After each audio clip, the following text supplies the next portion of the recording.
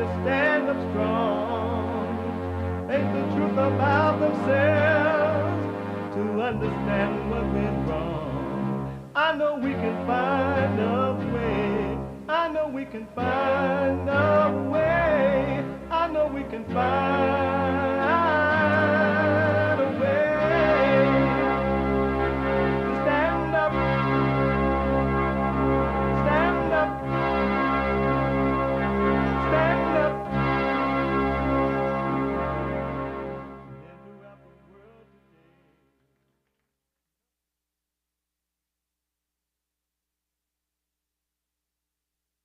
Uniting the races with truth instead of dividing them with lies. We're also rebuilding the family by rebuilding the man. I am Jasmine Peterson. Good morning. You can get involved by calling 888-77 53773 888-77 Jesse Jesse Jesse. And my biblical question, a doozy, an amazing Mamma Mia question, the biblical question. What kind of human being are you actually? Actually, I can't say it, but okay. What kind of human being are you actually? Amazing question. We have every way that you can watch and support the show listed on JesseLeePeterson.com/show. JesseLeePeterson.com/show. And if you're out and about and you're just running around anywhere in the world and you don't have time to just sit and watch it, so you say, hey, I'm a podcast the show. You still could podcast and hear the show as it is happening by going to the listen line on TalkStream Live on your iPhone or iPad and call 605-615-4131. 605-615-4131. And to donate and have your comments read out loud, go to Buy Me a Coffee. BuyMeACoffee.com. BuyMeACoffee.com/JLP Talk.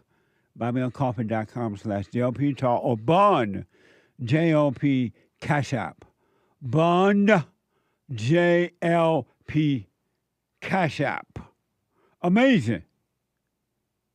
We take all calls, but because we love the Bible Thumpers, we give a lot of extra time to the Bible Thumpers on Thursday. And so today is, and will always be, Bible Thumper Thursday.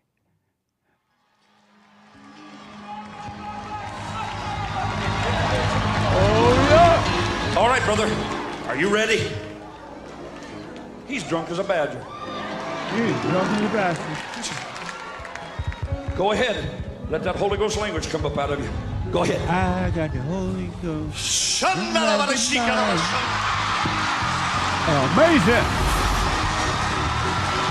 Bible Thumper Thursday.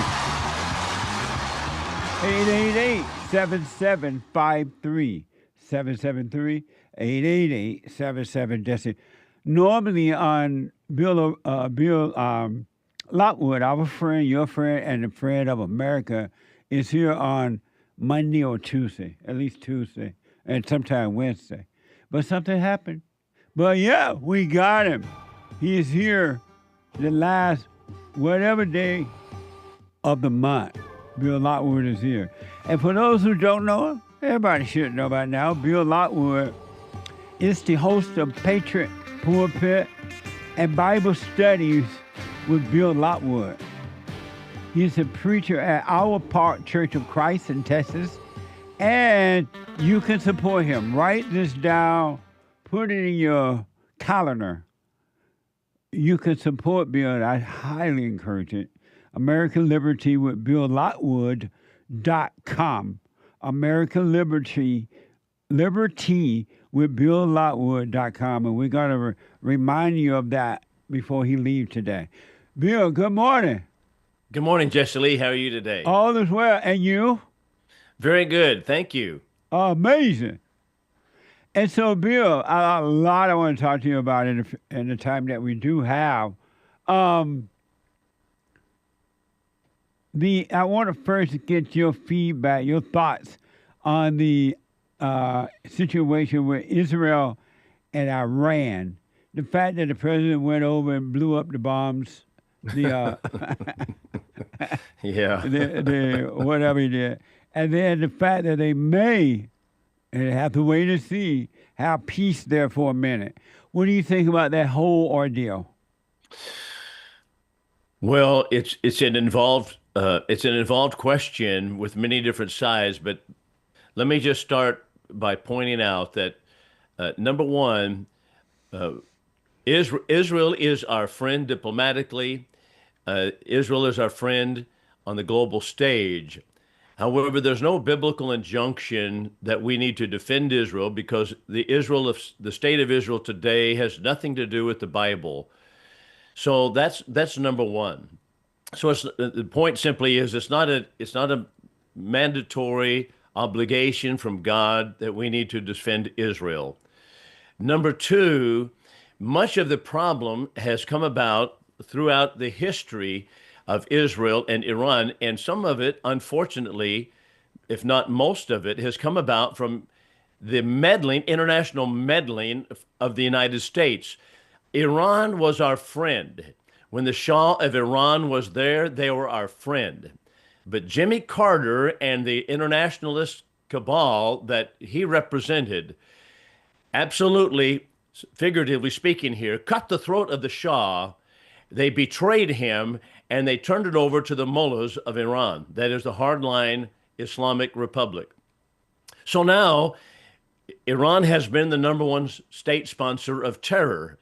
But that is partially because, if not wholly because, the United States itself intermeddled in the foreign affairs and insisted on the regime change. And we changed the regime from the Shah of Iran, who was our friend. He thought we were his friend. He was our friend. He had many foreign exchange students coming over, and he had increased the liberties of the people there, even though it would not be equal to the liberties that we have here. But the per annum income of the Iranian person, the Persians, was increasing. And so the Shah himself was our friend. As a matter of fact, I read a book, and I recommend it to people if they can still get it.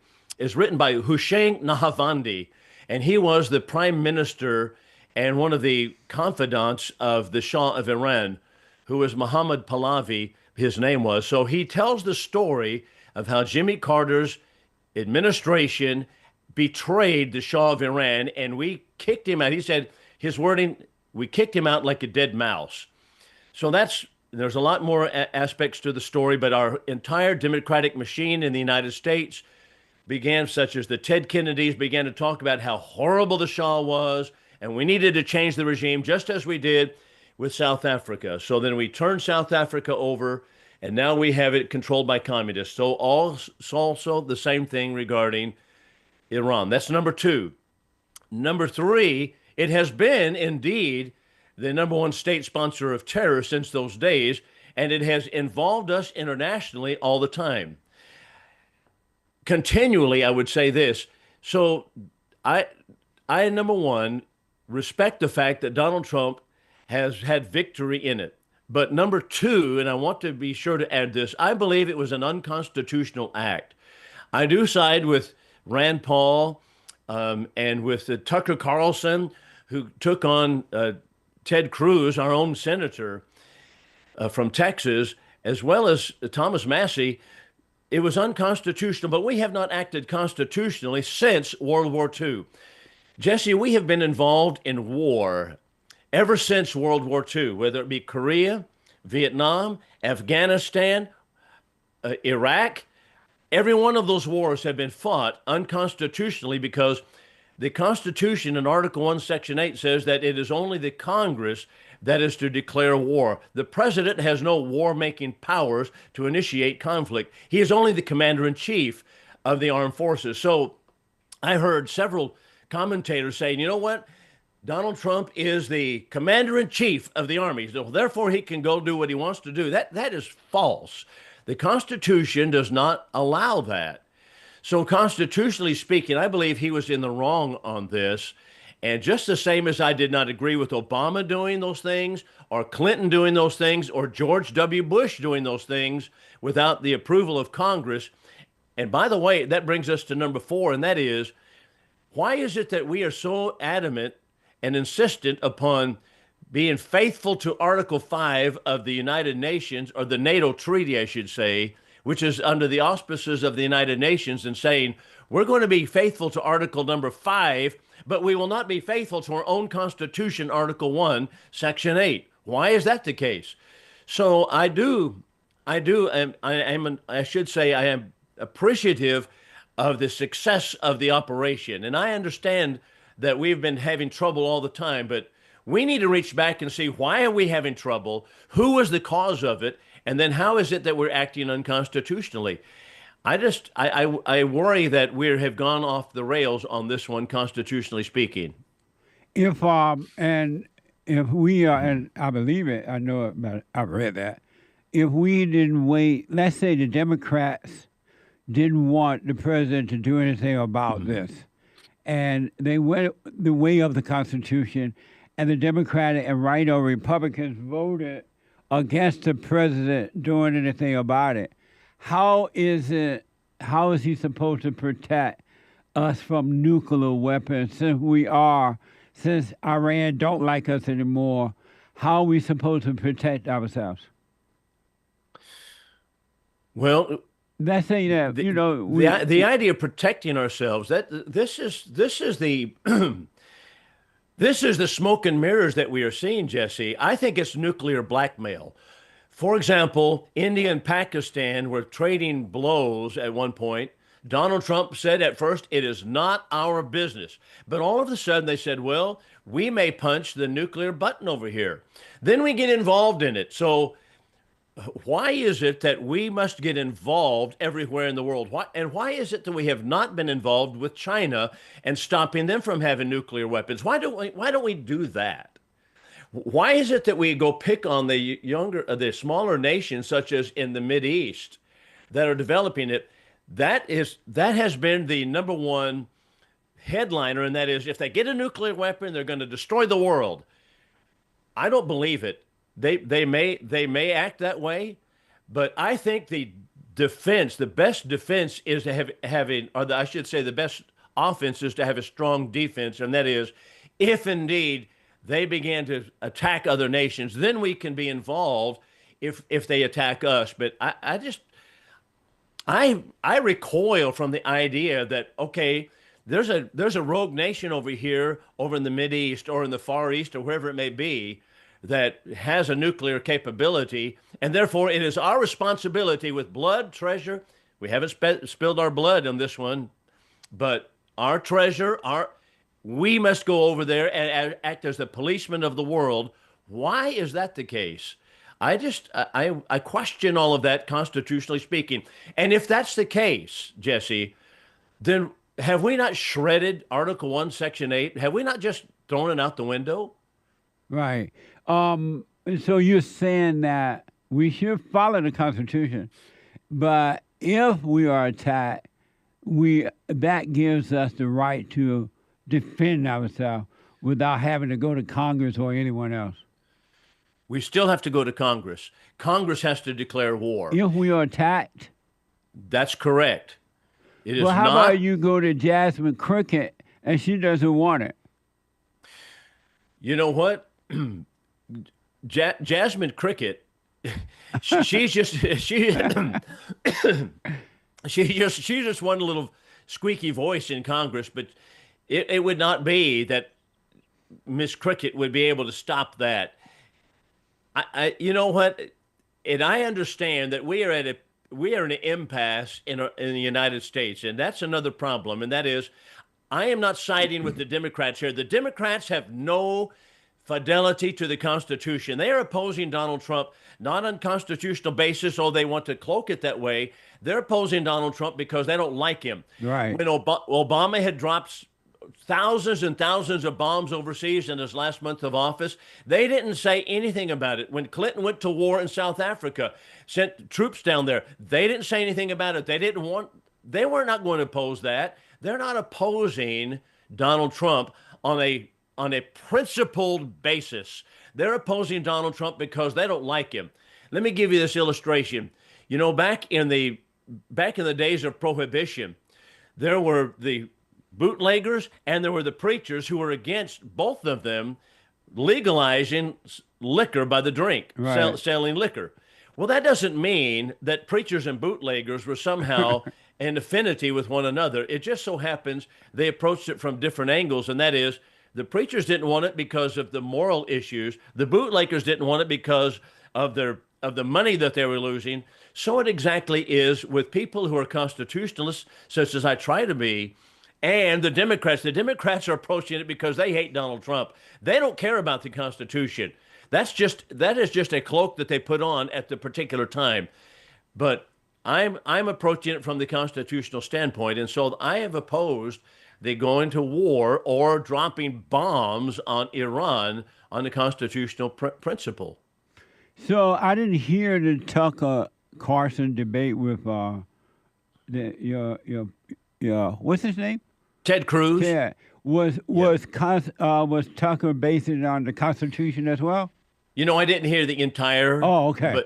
But I did hear them spar. They had a segment that Tucker Carlson was sparring with Ted Cruz, and Ted Cruz takes this position. He says, number one, we have isolationists over here.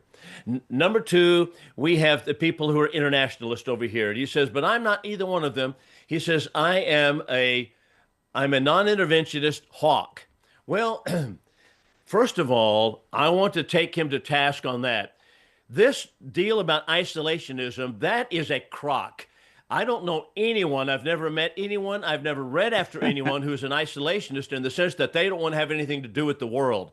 George Washington was not an isolationist. Thomas Jefferson was not an isolationist. James Madison was not an isolationist. They were involved in the world, but they were non-interventionist as far as involving ourselves in the political affairs of Europe. But the internationalists of the day, from the time of Woodrow Wilson forward, wanted desperately to be involved internationally and to form an international government, which they called in his day the League of Nations. It was not formed until FDR's period, and that would be the United Nations. But nevertheless, the internationalists are the ones who have guided the ship since the days of Woodrow Wilson. Those who oppose it are not isolationists. We are non-interventionists. Don't get intervened in every single war in the world. Right. Why should we? Right. That's the position. So isolationism is a bogeyman that they've made up to make us look like, okay, we want to put a head in the sand of what's going on. No, I just don't want to be involved and send my sons and daughters overseas or my money overseas to fight every single war that every politician wants to come up with. Amazing.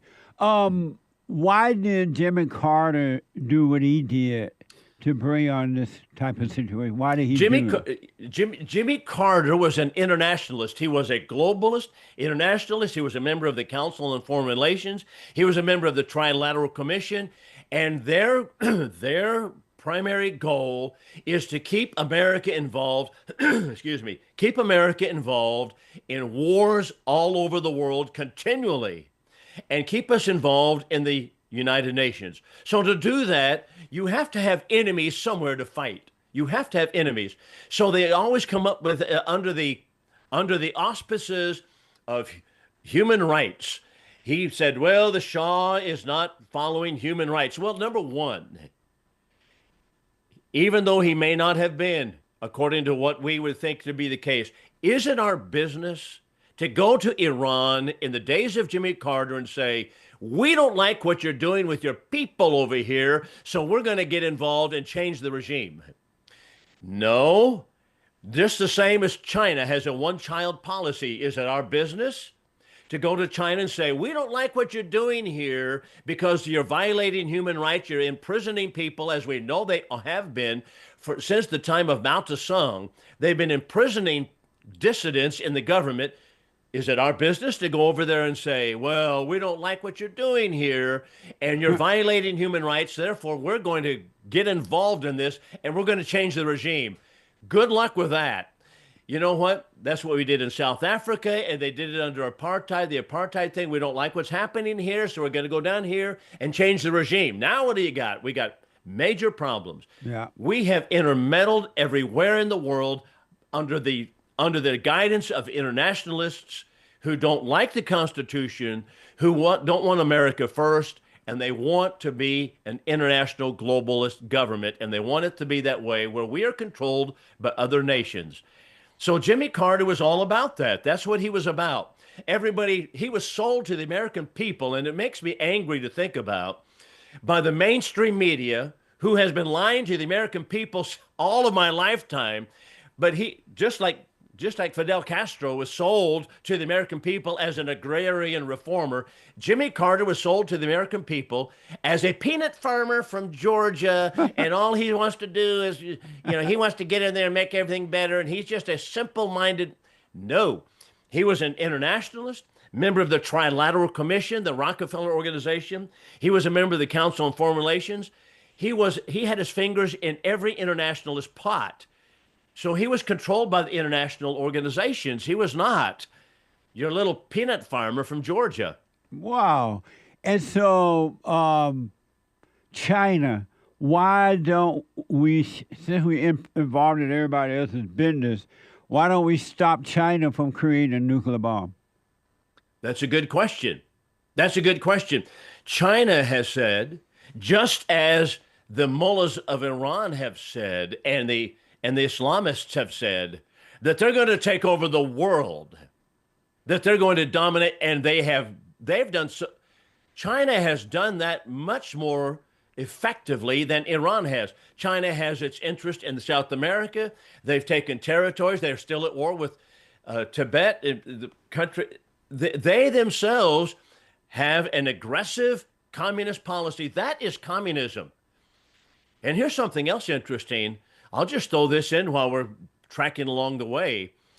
When back in the day, back in the period between World War II and following, when Mao Zedong was in the mountains of China, and there was a freedom fighter by the name of Chiang Kai-shek who wanted a free China.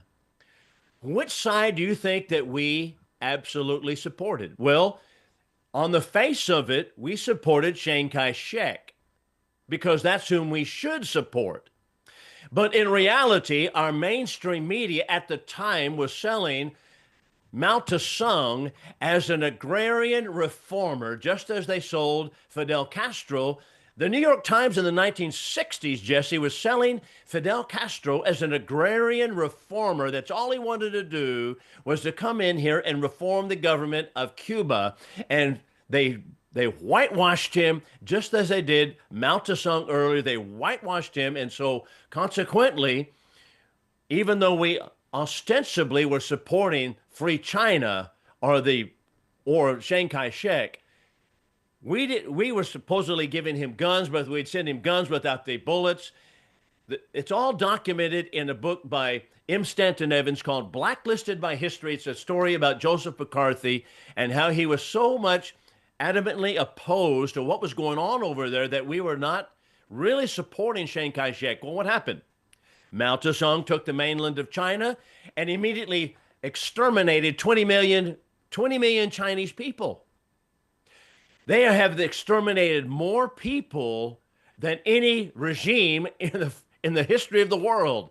And yet we could not wait to get to get some kind of diplomatic relations with them, which we did under Richard Nixon, whom I count as an internationalist as well, and things have not been the same since. And so one other thing about South Africa, are you saying that we should not have America should not have interfere with the apartheid thing? Exactly. And let yes. them work that out, right? Yes. Yeah. Why should we? I agree. Is it to say that I agree with the government they set up? Not necessarily. Right. That's right. That has nothing to do with it. I don't agree with what's going on in a lot of countries, but it is not our business to go down and say, we don't like what you're doing here. You have a white-controlled government where the blacks are enslaved down. That's not our business. Yeah. So now we've turned. So now what do? We have the African National Congress, and we supported them apparently, and that's. So Nelson Mandela was a member of the African National Congress. That's a communist organization. And they were necklacing people. They would soak tires in gasoline and put them on the necks of people and burn them alive. Right. That's Nelson, but he's become a great hero in America because after all, apartheid was a divided government, and that's wrong, and we've got to get in there and fix it. So instead, we've ended up supporting the African National Congress, and they took over, or the blacks did, and now what do you got in South Africa? Genocide. That's right. Why is it that if they care about the blacks being under apartheid, why is it that they don't care that the white people are under apartheid and they're being genocide by the blacks, and America doesn't care about that? Why is that? Because if they were to expose that, it would expose, in part, the internationalist plans and plots that we have foiled everything that we touch overseas, because our internationalists who have controlled our government have actually sided with socialism everywhere. You know what? Here's another good book someone might look up. It's written by, his last name is Volkolganov, I believe it is. And it's an autopsy of an empire about the Soviet Union. But he tells the story of the American press in the second or the first 2 decades of the 20th century. The American press was so enraptured with Vladimir Lenin. They were so enthralled with the Stalins of the world, and so they went over there. We had magazine editors, newspaper editors. They went over there, and the Soviet Union that had just had the Bolshevik Revolution, they showcased how great it was in the Soviet Union, even though they exterminated millions of people to get it. And they showcased all of this, and our reporters that were so favorable to all of that came back and said, we like it, we love it, we want some more of it. And so they just talked it up continually. Now, why is that the case? Well, so that gave us an atmosphere to support what was going on over there, at least not oppose it. And that's what happened in World War II. So we sided with the Russians in World War II, even though General Patton, for example, said, the Russians are the ones that are going to be enemies here. But we wouldn't listen to that. We ended up Berlin. They took Berlin, and the Soviet Union set up shop there, and they set up a slave state. Wow. But amazing. But anyway, that's so we've had internationalists intermeddling around the world all the time and seemingly siding with those who have been the villains. Amazing. Let me take a quick break. When I come back, I want you to tell the folks how to get to your website and learn more what you're talking about, because this is so much, and we're so dumbed down in America. Ain't no way. Yeah, the that's kids right. are going to understand. Let me take a quick break. 888-7753-773. Back in a moment. Now, I totally disagree with the way things are going, but you can't be angry. because that's what the enemy wants. He wants to control you. They do things to make you mad so they can control you. It's like being married. And the wife would do things to make you mad, or she'll do things to make you feel good. And men do that to women too when they want something from the woman, especially sex. They'll make her feel good or they'll make her angry. And the woman's gonna have the sex. You don't wanna be angry. You wanna speak up. You wanna disagree with what's going on. It's wrong, but do not be angry. Then you won't have fear, you won't have doubt, you won't have worries. You'll be able to see, but you gotta stay away from anger. That's why you must forgive your mothers and your fathers so that you can overcome the spirit of anger. It's a spirit and it's wicked. Nothing good in anger because it has no love, folks. You need love to defeat evil. And love is not a weakness. It's a strength. It's from God. It's His nature.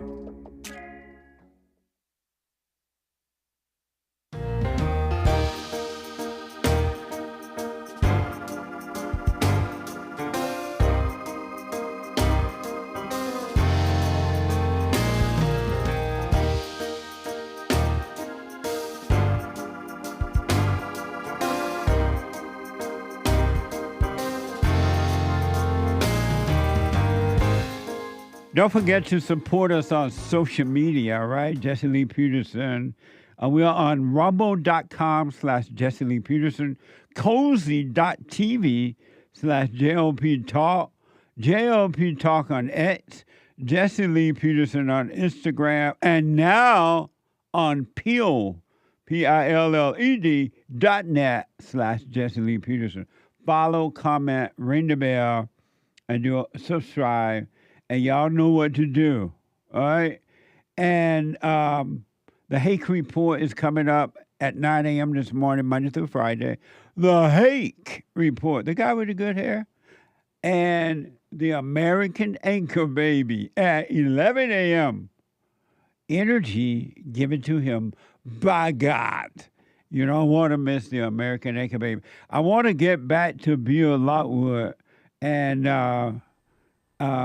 this is so interesting to me. I hardly know what to do with it. Bill. Yes, sir. Tell the folks how to get to your website, whatever information you want to put out there. Sure. Thank you, Jesse. Yeah. Well, the website, and I don't put articles on it at this time, but it does have a button to donate. It's called American Liberty with Bill Lockwood. So the radio program it's a podcast rather that I have is Patriotic Pulpit, and it can be found on YouTube, Amazon Music app, and as well as Spotify app. So it's patrioticpulpit.com. And then my sermons in the pulpit, which are the Church of Christ at Iowa Park, is Bible Studies with Bill Lockwood. That's what we do, that one. We also have a website there, Iowa Park Church of Christ website, iowaparkcoc.org, but it's Patriotic Pulpit. That's what I do on the podcast. And then Bible Studies with Bill Lockwood, which I do. We're Bible-oriented lessons. So American Liberty with BillLockwood.com, folks. Bill, all that you're teaching us this morning, this will never be taught in the schools, ever No, again. It will not. No, they will not. And the young people are taught everything but this. So does that mean that this is never going to change? It's just going to get worse? Well, you know, as you always say, Donald Trump is our hope. You call him the Great White Hope. The Great White Hope. Over in Europe the other day, this guy called him Daddy. Oh, really? Yeah. Who was that guy there? I don't know which one called him Daddy. I'm trying to ask Derek, but he's not paying attention. How about the guy with the great hair, James Hake? The Hake. Who did? He'll know. The NATO guy called Donald Trump Daddy the other day because he settled this thing with Iran and Israel. Right. And he was called Daddy over there the other day. Isn't that amazing? Yeah. And he been called King. They had the King Day, no king, but they call him King. They've been rallying, really? over in this country.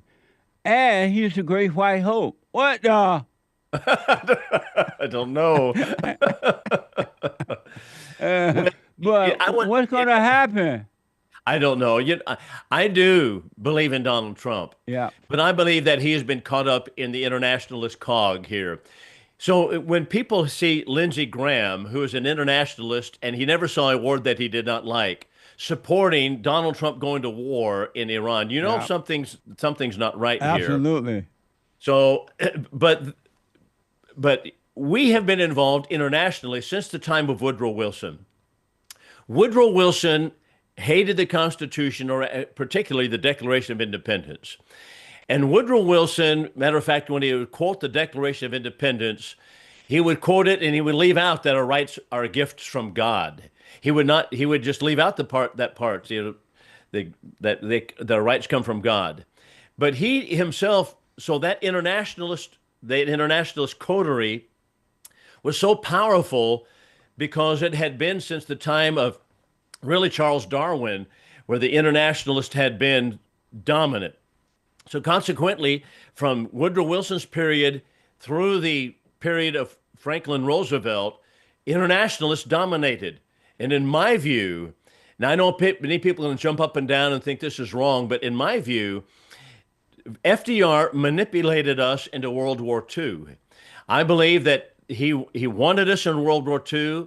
They just like Woodrow Wilson wanted us in World War I, the sinking of the Lusitania. So we have in World War II, Pearl Harbor. And incidentally, here's a question for people. Just let me stop there and just come back to that in a moment. Let's just say, for example, that I near in Wichita Falls, and we have Shepherd Air Force Base here. Let us just say, for example, that China and the Soviet Union had teamed up together and they bombed the Shepherd Air Force Base and destroyed the planes and other bases strategically in the United States. Would we not count that as an act of war? I think we would. Yeah, I think everybody would yeah. count that as, well, that's what we did in Iran. And yet we have the administration saying, no, this is not declaring war. This is strategic police action. I am baffled at that, because if someone did that to us, we would count that as war, and we're all going to go to war right now. But no, we can go bomb other nations, and we don't count that as war. We count that as police action. That's exactly what the United Nations was designed to do, to put us under the auspices of its own ruling elite, to make us bleed our money, treasure, our blood, and we to go around the world, and we are the army of the United Nations. So they put blue helmets on individuals sometimes and send them over there. So back to the period of FDR. FDR wanted us into World War II. He drew up I think it was a 15-point plan for his staff. How can we get into World War II? How can we do it? And so they drew up 15 points on the plan in order to get us into World War II. He had people on his staff such as Harry Dexter White, who was a tried and true communist. He was warned by individuals in Congress, say, you've got a communist here, Harry Dexter White, right in your staff. He said, well, some of the communists are my best friends. You know what? Do you know on that 15-point plan, if that's the number of points that it was, I think, he followed every single one of them to the T.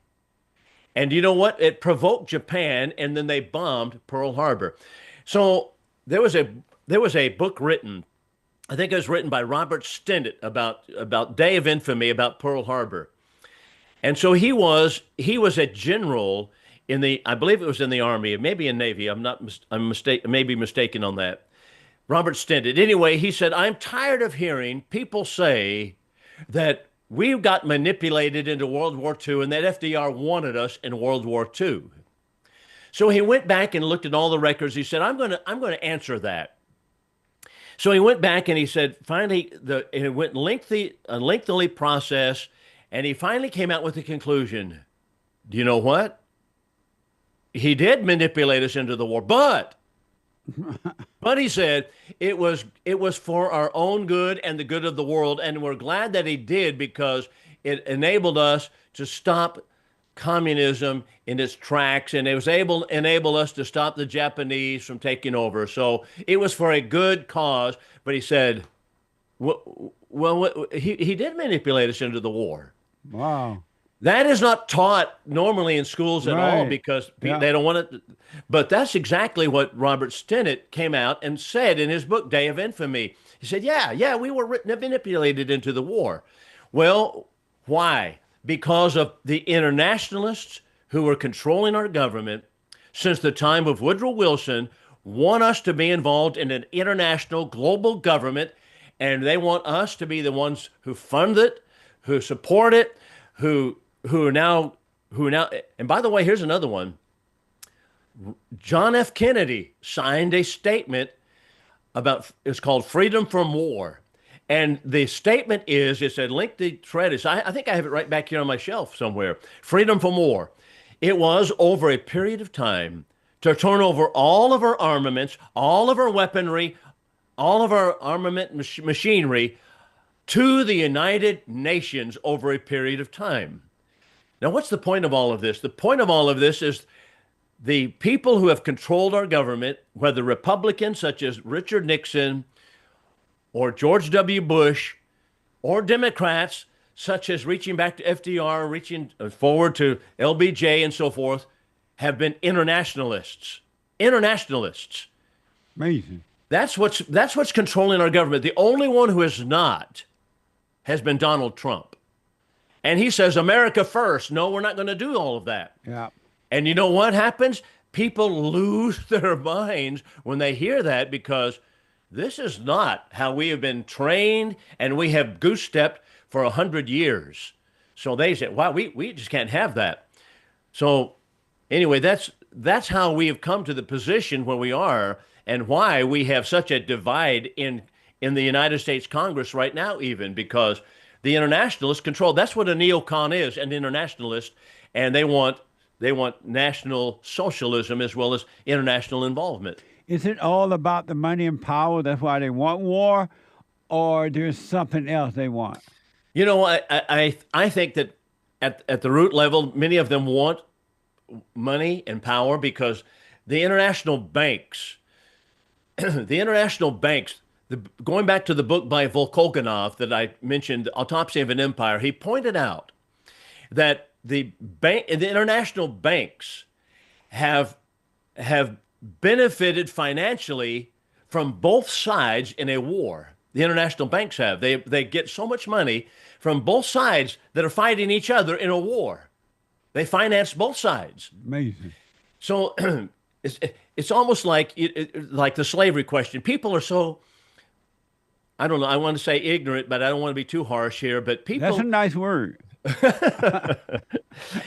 ignorant about the slavery question. Do you know the South had slavery? That's true. Who funded it? The Northern banks funded it. Chase Manhattan Bank gave them the money in the South to not only continue slavery, but to bolster it and increase slavery. It was only within the last 10 years, very quietly, Chase Manhattan Bank came out and said, I think it was Chase Manhattan, well, we're sorry for our participation in the slavery trade. The slave trade was funded by Northern banks. Why did they do that? Because they made money at it. Amazing. So now people say, we don't like the South, we don't like Robert E. Lee and all that. You know what? The banks that were located in New York City were the ones giving the money for the slave trade. That was what was going on. The banks were not located in the South. So the banks have made a lot of money on war. Here's another example. Just think about Vietnam. Here's a war that we lost. Is it not incredible, Jesse, that we lost Vietnam, a small country that is probably the size of Oklahoma, and we lost the war? How did that happen? Because it was fought in the halls of Washington, D.C., and not given the allowance to the battlefield commanders to take control and win it. And we lost it, and then we had Saigon absolutely taken over. But another interesting facet of it is we never declared war. There was no Congress, there was no congressional approval of it. LBJ went to war, sent our troops over there. We did not declare war. Korea, did we declare war there? No, we did not declare. Technically, we are still at war with Korea. Crazy. We've only had a temporary truce.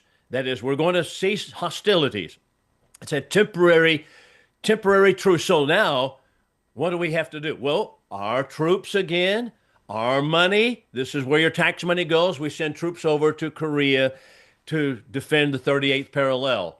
Why did we not go up to North Korea? Well, MacArthur wanted to. He said, you can't win these wars unless you go and defeat the enemy right there on the ground and drive them back. Harry Truman said, no, you're not going to do that. This is not how we're going to fight these kind of wars. And you're going to stop right there. And they fired him, brought him home. And so now what happens? You have a slave state in North Korea. Who's responsible for that? Well, you know what? I think maybe our internationalists are responsible for it. Amazing. Have NATO ever ended a war? Have they ever stopped a war? Well, they might say technically they have, but they have always. We're always at war. We are at war today. We have been at war every single year that I have been alive, and every year that you've been alive, we have been at war. How is that the case?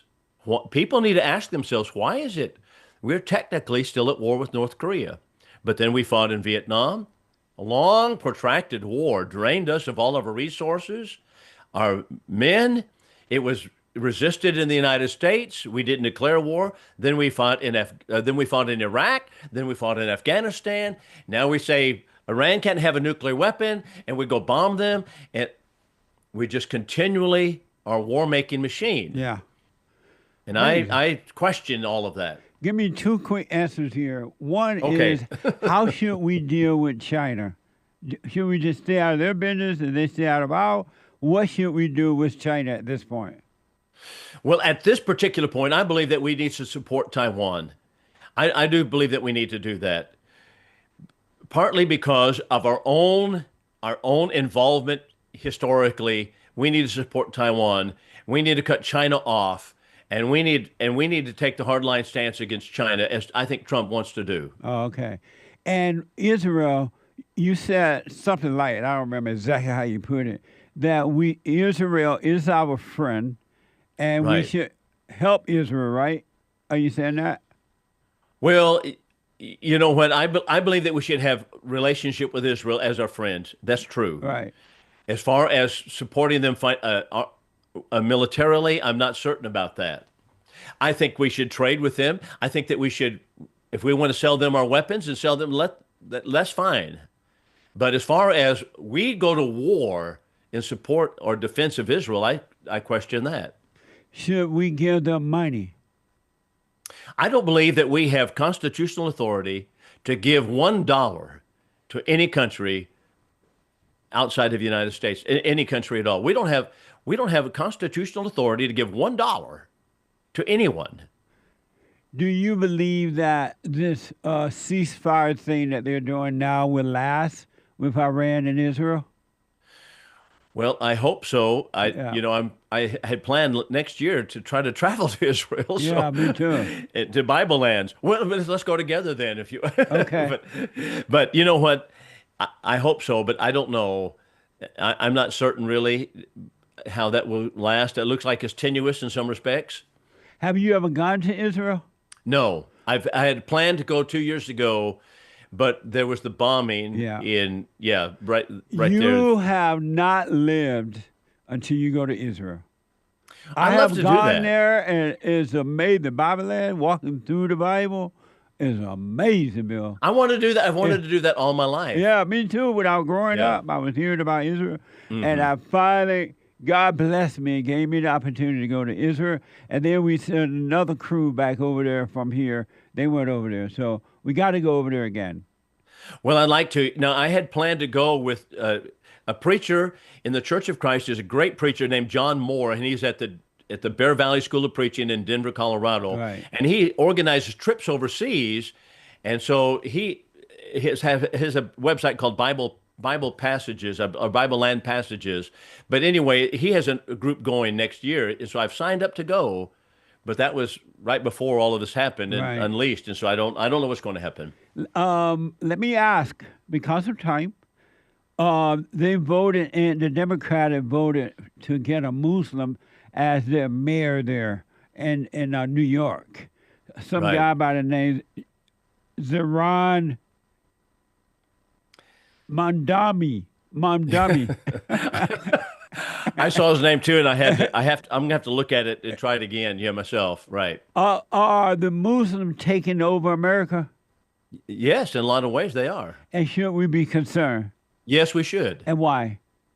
Because Islam teaches, I should say it this way, Muhammad, the one perfect Muslim, Muhammad taught that he is at war and Islam is at war with the rest of the world. So they divide the entire world into the house of peace, those who are Muslims, and the house of war, those who are not Muslims. And the goal is world domination. It's the same thing as communism, except it has a religious edge to it. Americans, knowing that they see us as the big Satan and Israel as the little Satan, they even chanted on our own soil now. Why would Americans vote for their enemy whom will destroy them once they take over? Well, we have been brainwashed in our public school system for many, many years to hate America, and we've heard nothing but hatred of America taught in history classes, English classes, government classes, whether it be at a high school level or whether it be at a college level. We've heard nothing but hatred of America. America's a slave state. America wants to take over the world. America did wrong to the American Indian, and how hatred of America, it just grows and grows. So that is something in common that Islam has with those people who are teaching in the colleges.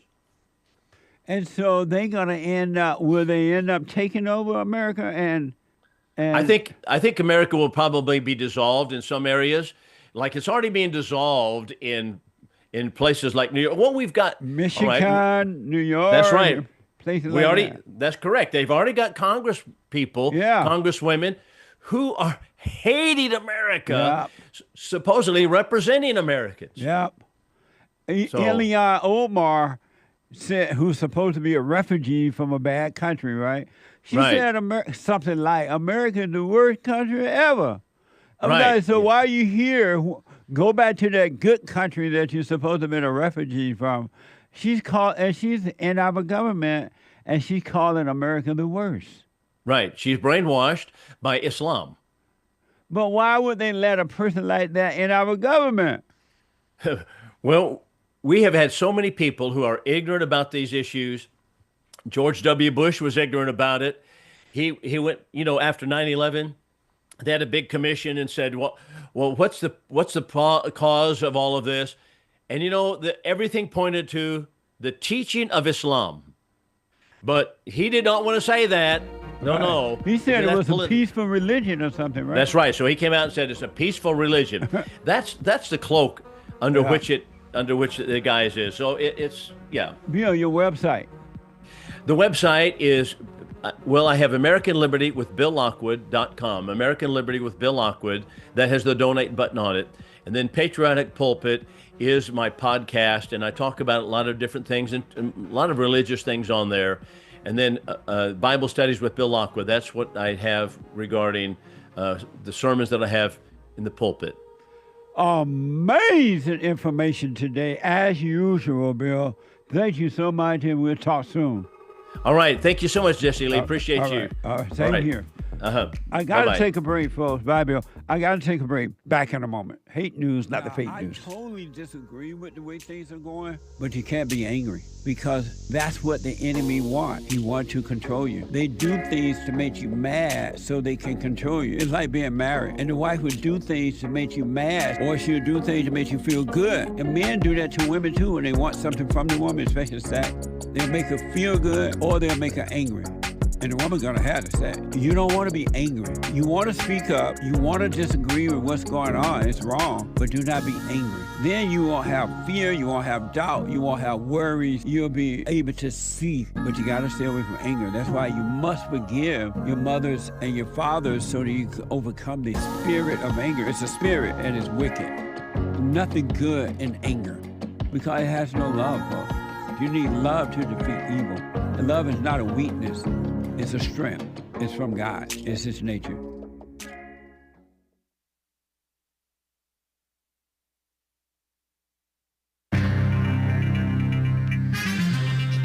It's some serious mess going on in the world. If you didn't know, you heard it from Bill Lockwood.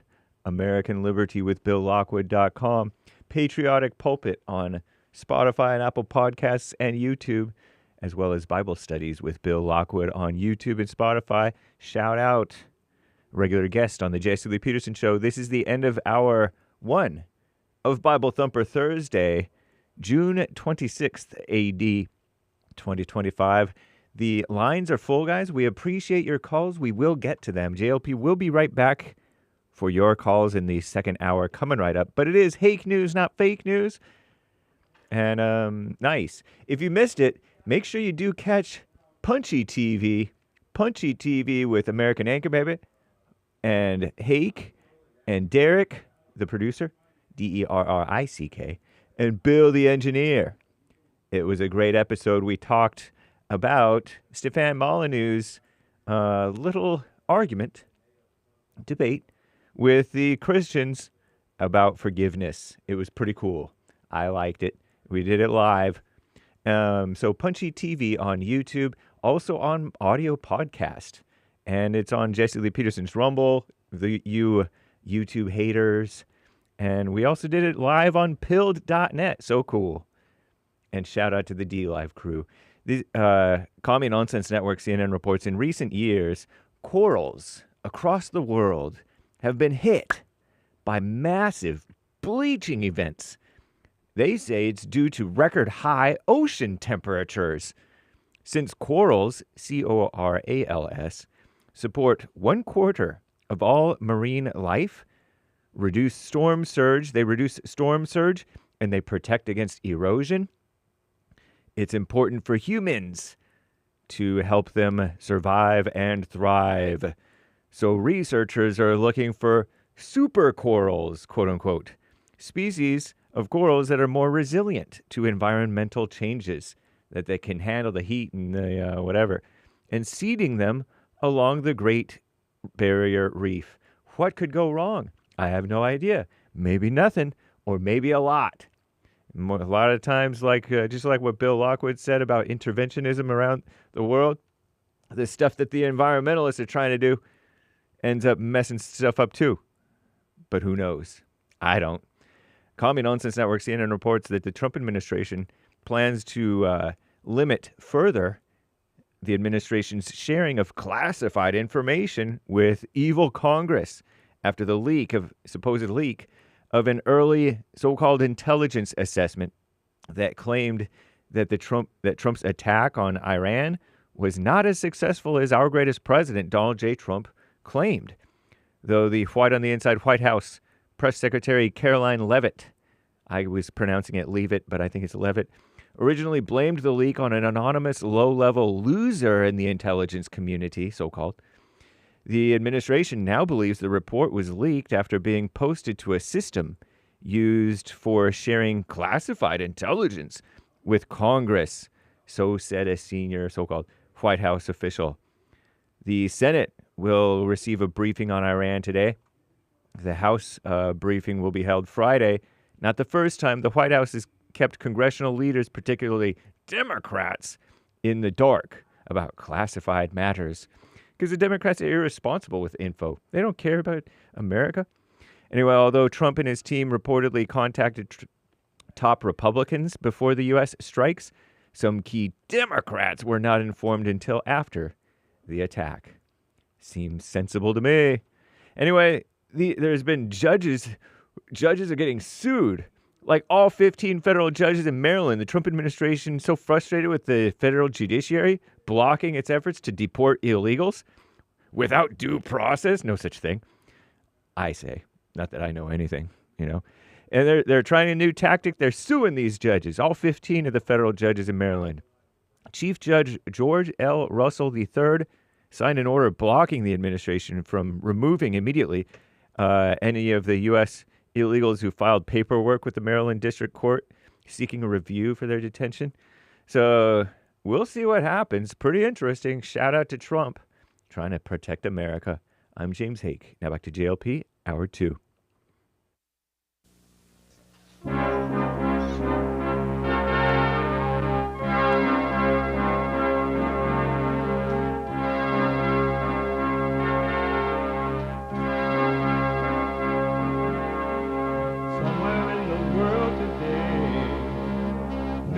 To stand up strong, face the truth about themselves, to understand what went wrong. I know we can find a way. I know we can find a way. I know we can find a way to stand up, stand up.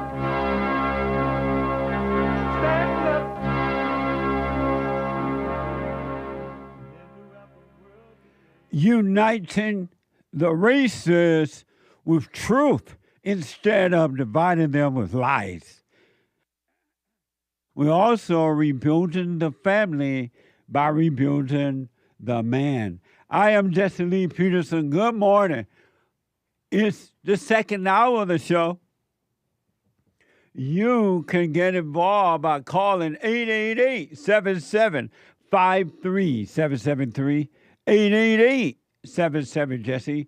My biblical question, a doozy. What kind of human being are you actually?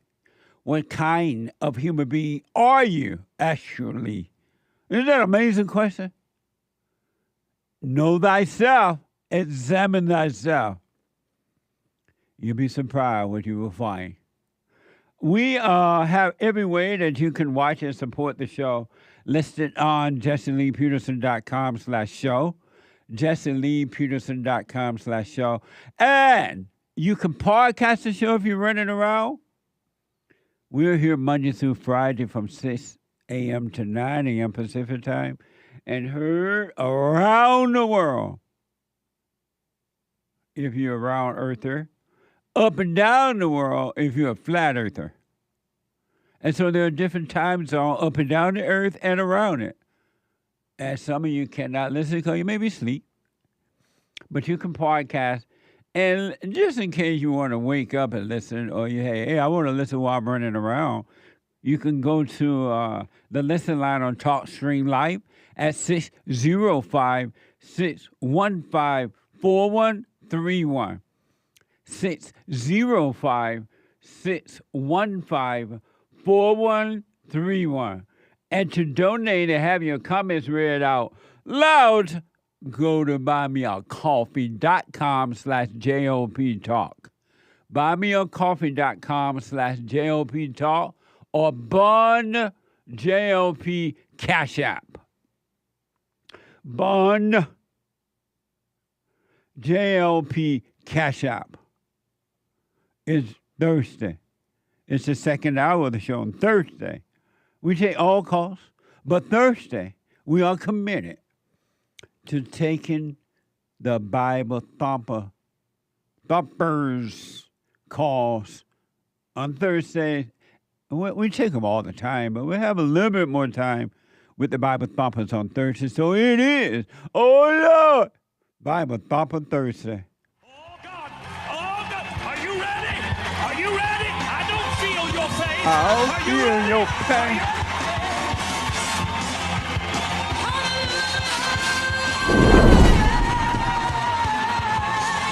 Yeah. I can feel your pain. I can be your hero, baby. I can't take away your pain. Amazing. Bible Thumper Thursday, Bradley out of Indiana. Bradley, you're on the air. Brady, I mean, not Bradley, but Brady, my back. Yes, sir. How you doing, Jesse? All is well, Brady. Love to hear it. I just got a couple questions about, I know you don't believe Jesus being God, right? And that you don't sin, right? It's impossible to sin if you are of God.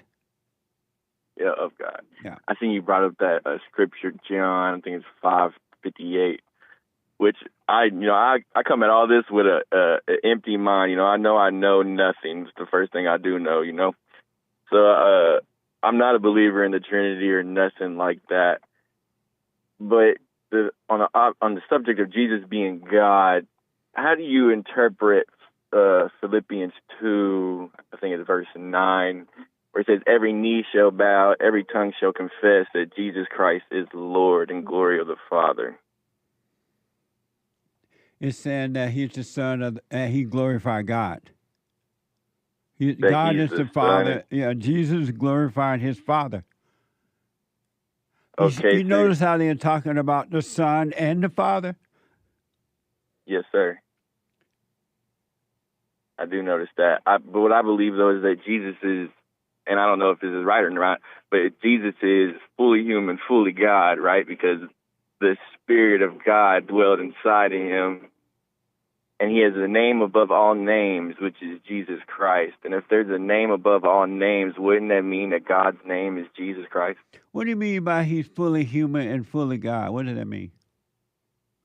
To me, basically, I would mean that he was born a human. He has flesh, so he was fully human.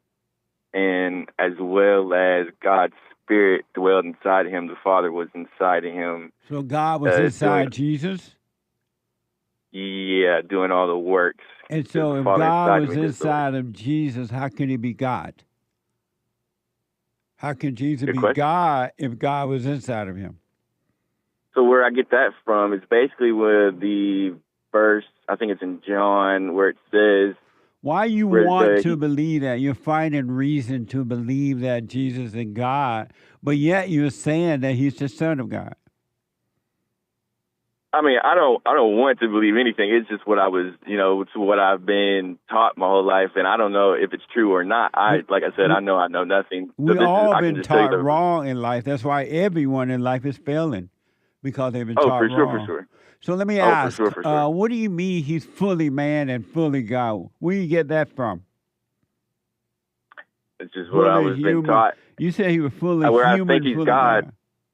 Well, fully human is he's born a human, so that's where I get that from. He's a human. Why do you call him God, fully human? Fully human because he was a human. That's basically where I get that from. But where do you get that fully human? Where you that saying from? That saying? Probably something I heard. I'm sorry? Probably just something I heard. And why are you repeating it? Because I basically view that as the words that encompass my thoughts about him. Does the Bible call him fully human? No, it doesn't. Not that I know of. And so why do you repeat it? Because I don't know. That's just what encompasses my thoughts about Jesus. That he's fully human and he was fully God. How old are you? I'm 28. And so why do you repeat that? It's nowhere in the Bible he was fully human and fully God, but you're repeating it. Why? You said 28? Yes, sir. At your age, why are you still repeating that? That's just the knowledge that I've obtained. And when will you overcome that knowledge? When I get the knowledge that reveals something beyond that the Holy Spirit reveals to me. Would you prefer the knowledge of that or the understanding? Both. The understanding, I prefer the understanding over the knowledge. And so if you don't let go of the knowledge, how will you ever get the understanding? Oh, I'm willing to let go of the knowledge, that's for sure. That's why I'm calling you guys got questions. Why don't you let it go then? Because I need the knowledge. I need your knowledge, Jesse, I guess. Whatever. So what makes me think that he's fully human and fully God is he's a human. And then the God part comes from whenever he's talking to the Pharisees and he's telling them that Abraham was glad of my days. And they're like, well, you're not 50 years old yet. How you've never seen Abraham. And then he says, even before Abraham, I am. He basically says, he was God when he says, I am. He didn't say, no, he didn't say, I am God. He said, I am. Yeah, he said, I am. So why are you saying he said, I am God? He never said that. He didn't basically say that. He didn't imply that. Why are you saying that he said, I am God? Because I wouldn't view it as he implied it. But Because he said the same thing that Moses was talking and asking him, what is his name? And he said, I am. But the truth And the never Pharisees thought he was implies. Truth doesn't imply anything. The truth is the truth. It doesn't implicate, or anything. Why are you implying that? Because that's just what I thought. So what do you take from that verse? Let me ask you this first, and then I'll respond. Are you black? I'm black and Mexican, yes, sir. You black and Mexican? Yes, sir. You sound all black. Nah, I'm not all black. Black and Mexican. ¿Habla español? Un poco. Sí. What was your question? How do you view that verse when he says I am? When the Pharisees try to stone him after that as well, because they basically thought he was saying he was God as well. In him there was no time. He is. There's only now. That's what he was saying. There's no past of him and no future of him. All he is right now. There was no past to him, even though he was saying that in the past that they were glad in his days. Right. There's no past in him. In him. He is just now. He is. So what was he meaning when he was saying Abraham and them were glad in his days? I don't know. I'm not really got concerned. Okay. Why are you concerned about that? No, just because to me it just sounded like he was saying he was God, so that's why I was concerned. I know, about but it. in your mind and what you've been taught, you're hearing that, even though that's not what he said at all. But that's what you heard, and you've been taught that. And so when you think that way, and when you read something that's not even there, and that's why you would never know God as long as you are into ideas about God, belief, and thoughts. You are separated from Christ and the Father.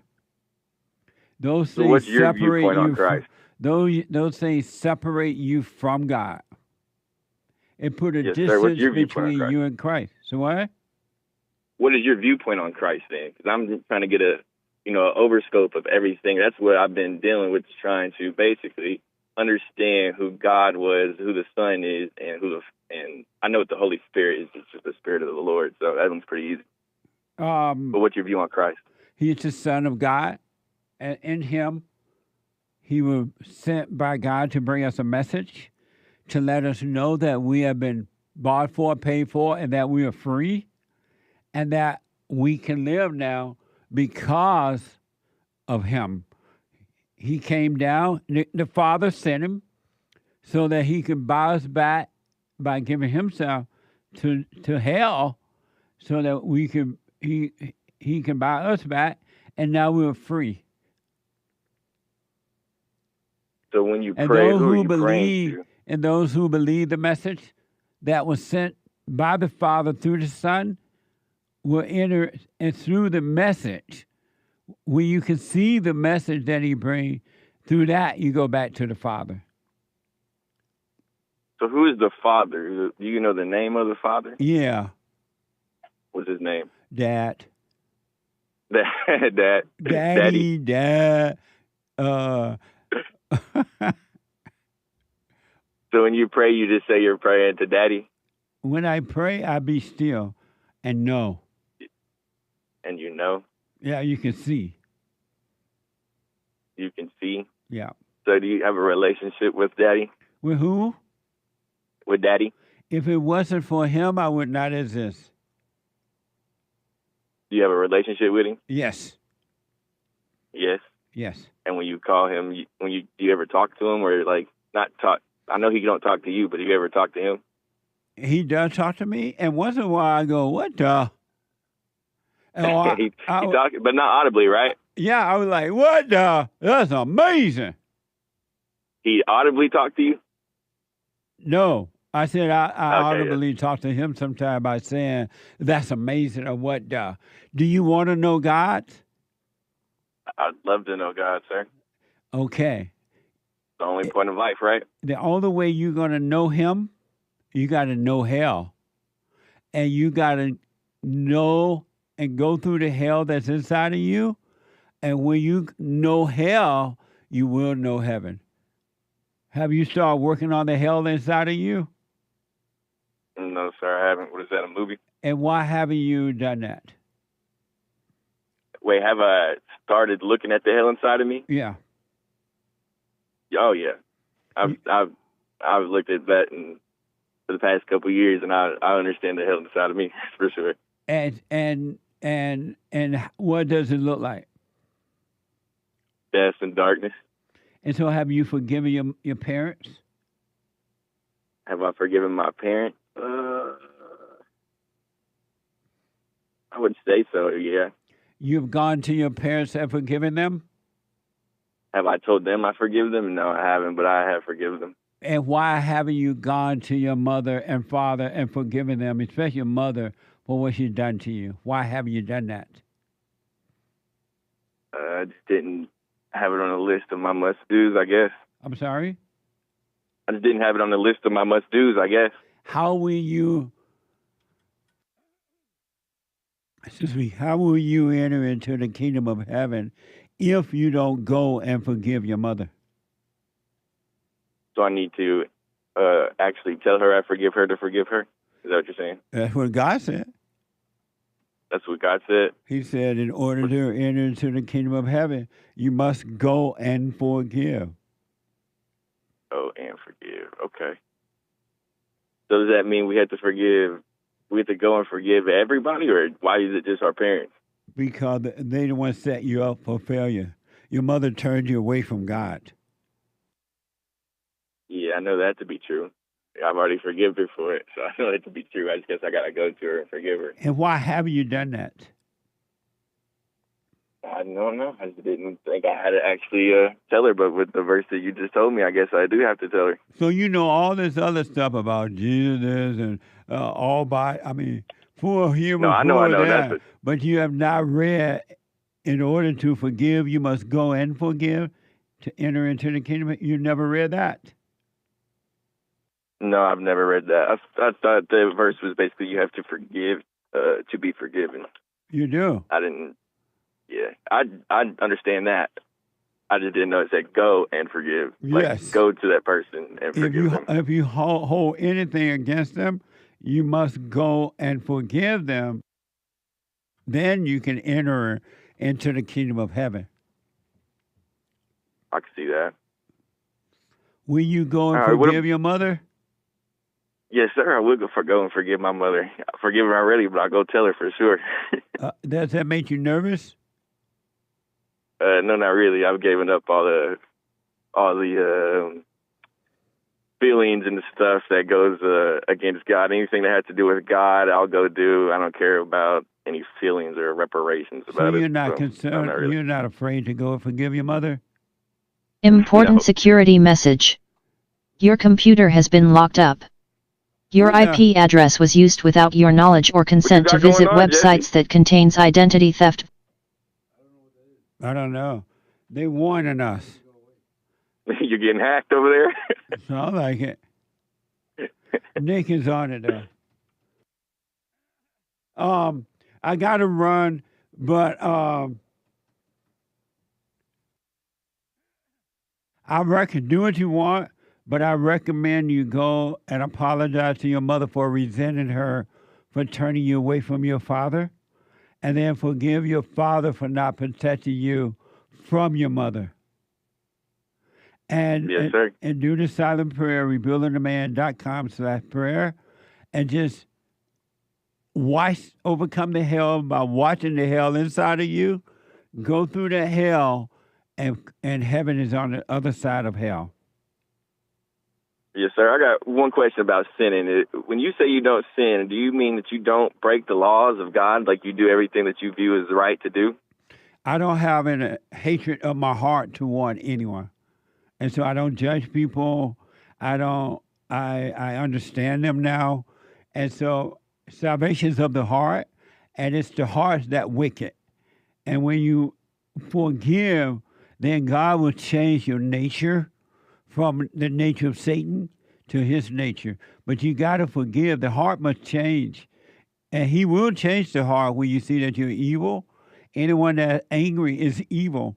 And when you can see that and go and forgive, he will change the heart, and he will also change everything else about you.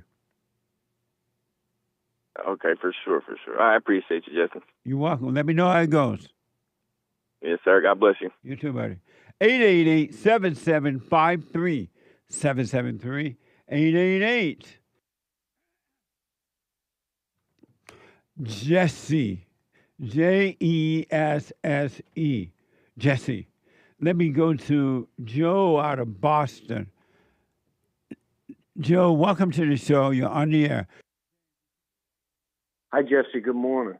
Good morning. Good morning. Two quick things. One, I wanted to call and give you my diagnosis. Speak up a little bit. First, I wanted to call. Are you on the speakerphone or something, Joe? No. Can you hear me? Yeah, speak right into your phone. Is this good? Yeah, exactly. First, I was going to call and give you my diagnosis, but you've been diagnosed to death. That's for sure. Oh, my God. Lord have mercy, Jesse. You scared us all. God bless you. We love you. Thank you. I appreciate it. The second thing is I was a little disappointed. This is just my opinion in which side Bill took. Thank God, God bless America. God bless Donald Trump. And thank God he did not consult with Congress, because they get a whiff of intelligence and they're in the hallway on the telephone selling it to the highest bidder. Yeah. It's very scary. So that's a very good point. I wish I had thought of that. I'll ask Bill that next time. And real quick, when you always say what's wrong, what's going on in America, it's ideological subversion, and it's a psychological warfare. And the best explanation of it is in that movie you were in, Uncle Tom 1 and Uncle Tom 2. Explains exactly why America is in the position it's in. Yeah.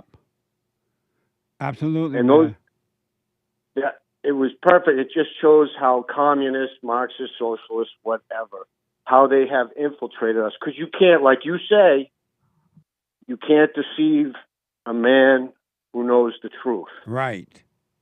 And you can't hurt a man who knows the truth. Like when I saw you have that episode, men of God, I don't fear death. I'm going home.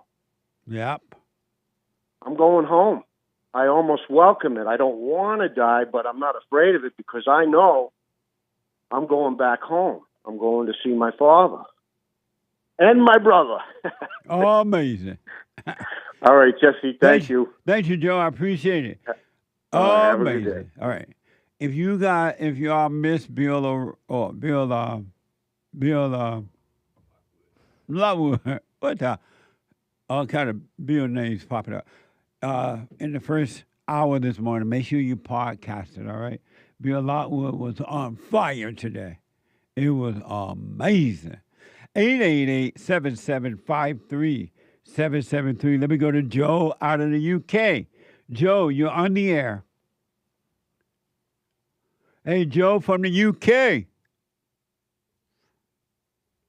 No, Joe. Going once. Going twice. Gone. Joe, call back just in case, all right? Let me go to first time call. Lane out of South Carolina. Lane, you're on the air.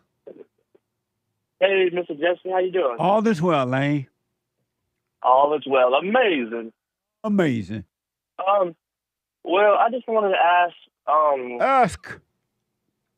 since you talk a lot about, I've just started listening to your stuff, and I think it's really profound, and I think you're doing great work. But I just wanted to ask about how you say that men need to return to their fathers, forgive their fathers, men and women, and men and women and their mothers as well. But how? I just want to know, how would that look? Say if their father was absent from their life, or their father was abusive, like how would that look? So which one was it? Was he abusive or absent? We'll say abusive, and then can we go absent after that? Your father was abusive to you? No, not me in particular. No, not me. But I'm just saying in general. Well, why are you concerned about that if he wasn't abusive to you? It's just something I thought of. Why? So I wonder how you'd respond to that. But why did you think of that? It's just I guess I'd like to know how that would play out. Well, just a curious. Well, if individual. let's say that your father was abusive, just for conversation's sake, and you got to forgive him so that you can overcome that by forgiving him, and then you will be forgiven and you'll be fine. Right. Are you on the speaker, Joe? I mean, Lane? Am I on the, what do you mean? Are you on a speakerphone or Bluetooth or something? No, I'm speaking into my phone. Okay, because I hear an echo. Oh. Hold on a minute. I'm going to let Derek work it out. Don't hang up. Let me try Joe again from the UK. Joe, let's try it again. Hey there, Jesse. Can you hear me? I can now. I'm sorry about that. Do you know, I think it might have been that computer virus, whatever happened on the phone. Yeah, I don't know what that was. Amazing. Well, yeah, all right. The question I had was about, was there ever a point when you were sort of like overcoming where everything started to lose its meaning? Like nothing had any real meaning that you could lean on anymore, just sort of all of it went away. That's still happening. There's so much because we've been so dumbed down and lied to and set up to fail in life. There's so much to uncover. I mean, to overcome. So it's still happening even now. All right, that's interesting. Does it feel like, well, that happens to you still to this day, you're saying, so. Meaning that like, I'm always seeing things that I did not realize was happening or has happened to me and all human beings. But I'm free from it. I have peace. I have perfect peace, but there's so much. We've been so dumbed down and brainwashed, Joe, starting with our parents. They have literally set us up to fail in life, to suffer, and to never have a good life. Yeah, that is interesting. That's true. It was because they hate us. They have no love. Parents, and especially mothers, parents and fathers too, to be honest, do not love their children at all. That's why they set them up to fail. Yeah, that's funny, man. I mean, you know what? I mean, I've seen a lot of that too. And luckily, I kind of found you when I did, because it gave me sort of like the eyes to see it in a proper way. Yes. So I could respond to it in a proper way and sort of not just, continue being angry with it. But I saw that too. I saw that in my upbringing as well. So I can definitely see what you're saying there. It happens and is happening in every family, every human being, generation after generation after generation. And that's why everybody have the same problems. Situations may be a little different, but they have the same problems. And then they try to solve those problems with the same solution, failing solutions that would never work, but they keep trying to do the same thing over and over again. Every human being have the same problem. Yeah, that's very true, Jesse. Do you know what? Could I ask you just continue about that question with meaning, right? Hold on one minute. Can you hold for me? Yeah, sure. Let me take a quick break. Back in a moment. Back in a moment.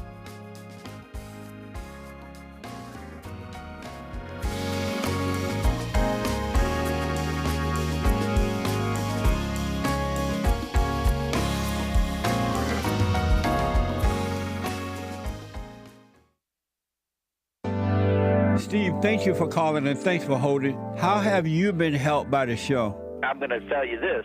I believe you might go down in history as one of the greatest, if not the greatest, black man that ever lived on planet Earth, as far as I'm concerned. I don't know anybody before you that's been that great. You know, freeing the slaves is one thing, but you've been freeing people of their mind, which matters, it should be anyhow, to you more than anything else, because with the mind not being right, there ain't nothing else going to happen right anyway. If you can doubt every thought because you're not your thoughts, if you can doubt every thought, knowing that you're not your thoughts, you don't create them, they're not from God, that they're from the deceiver, the great deceiver, Satan. If you can doubt every thought, you can be free just like that. At an instant. Bring every thought into captivity. It's so amazing.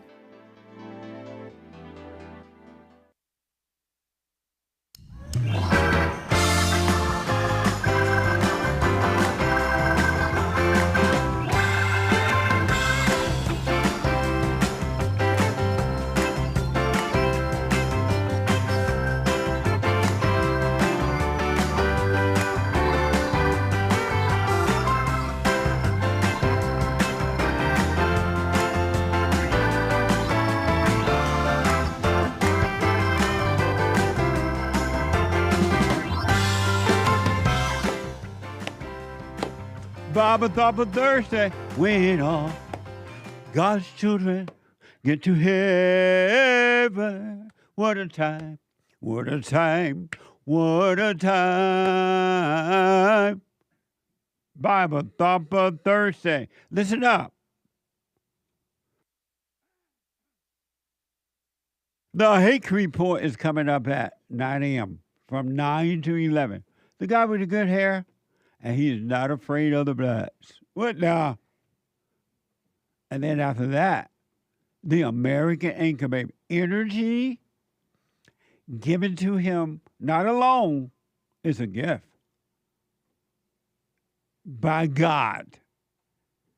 You see Donald Trump has it, the American Anchor Baby has it too. From 11 to 1 o'clock p.m. Pacific time. 11 a.m. to 1 p.m. The American Anchor Baby. It's summertime. Listen up. I need your help.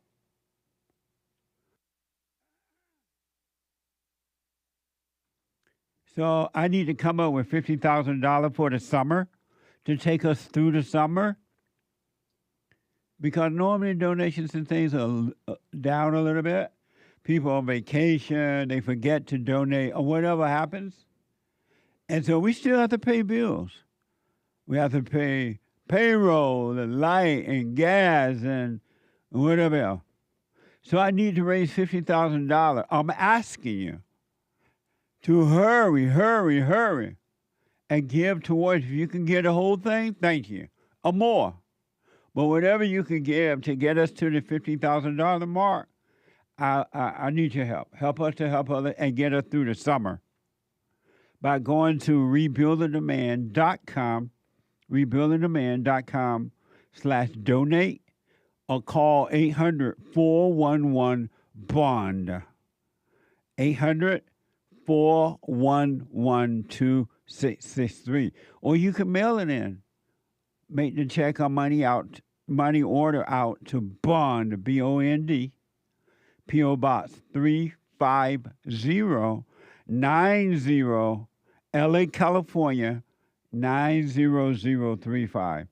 That's P.O. Box 35090, LA, California, 90035. If you can give more than $50,000, that will get us all the way through the summer. Because our work continues. And even though you are on vacation, and so help us to help others while you are vacationing. All right? $50,000, if you can make the whole, or you can give 10 or 5 or whatever you can give. rebuildingthemand.com/donate. rebuildingthemand.com/donate, or call 800-411-BOND. And thank you all. I know you're going to help, so thank you.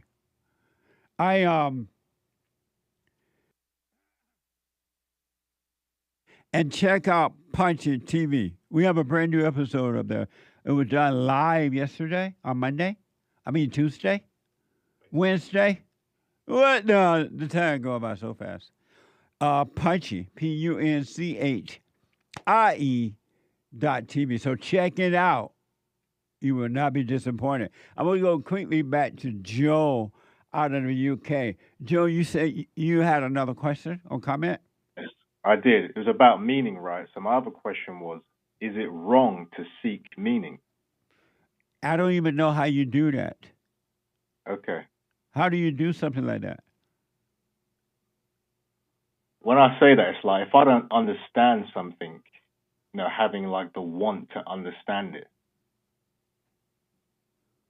If that makes sense. Wanting to understand something. It's enough to know that you don't understand something, and that's all you need to know. Don't add all this other stuff to it. All you're doing is taking on other identities because you're making a right and a wrong situation. You're creating another identity which would not allow you to understand. So it's enough to know, I don't understand that. And leave it as that. And you're fine. Okay. I get you. I understand. That makes sense. Yeah. Amazing. All right, so thank you for your time, Jesse. You're welcome, Joe. Amazing. Take care. All right. 888-7753-773. Lane phone is ready now? First time caller, Lane. Let's try it again, Lane. Are we back? Yes. Okay. Well, I guess that first question didn't really apply much to me. So can I ask a different one? Yes. So now this one definitely applies to me. I've been hearing you talk about how you need to become free of your thoughts, and your thoughts aren't you. So I was wondering, what advice could you give to somebody who's still pretty young, like myself, and trying to get on that righteous path? How free of thoughts. How old are you? I'm 19. I highly recommend you go and forgive your mother. Have you done that yet? So actually, 2 nights ago, I did, but I didn't go into any detail. I just told her that I forgive her, so I probably should go and explain why I'm forgiving her, correct? And no, you don't need to explain why, because it's enough for you to see that I am angry. I resent my mother. And then when you see that, you realize that you can't help yourself, that this anger has been controlling you, and it caused you to realize your mother could not help herself. And go and apologize for resenting her, but don't have no expectation how the conversation going to go. Don't worry about it. But you're going there just to apologize, because anyone that has anger is evil, and so you're admitting that your heart is wicked, and you're going there to forgive her, and God will forgive you and make you free. In the same way with your father, because she turned you away from your father, that's why you've been turned away from God. Because it's impossible to know or love God and hate your earthly father.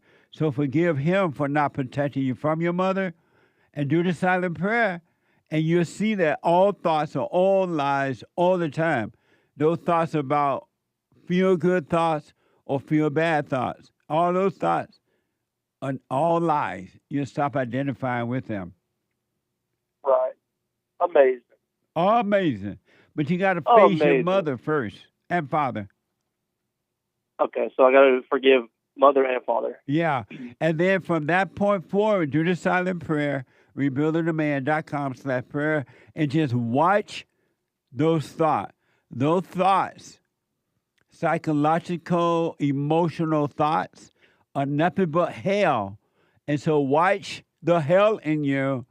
Don't call it you anymore, and you will overcome it. The light will destroy the darkness.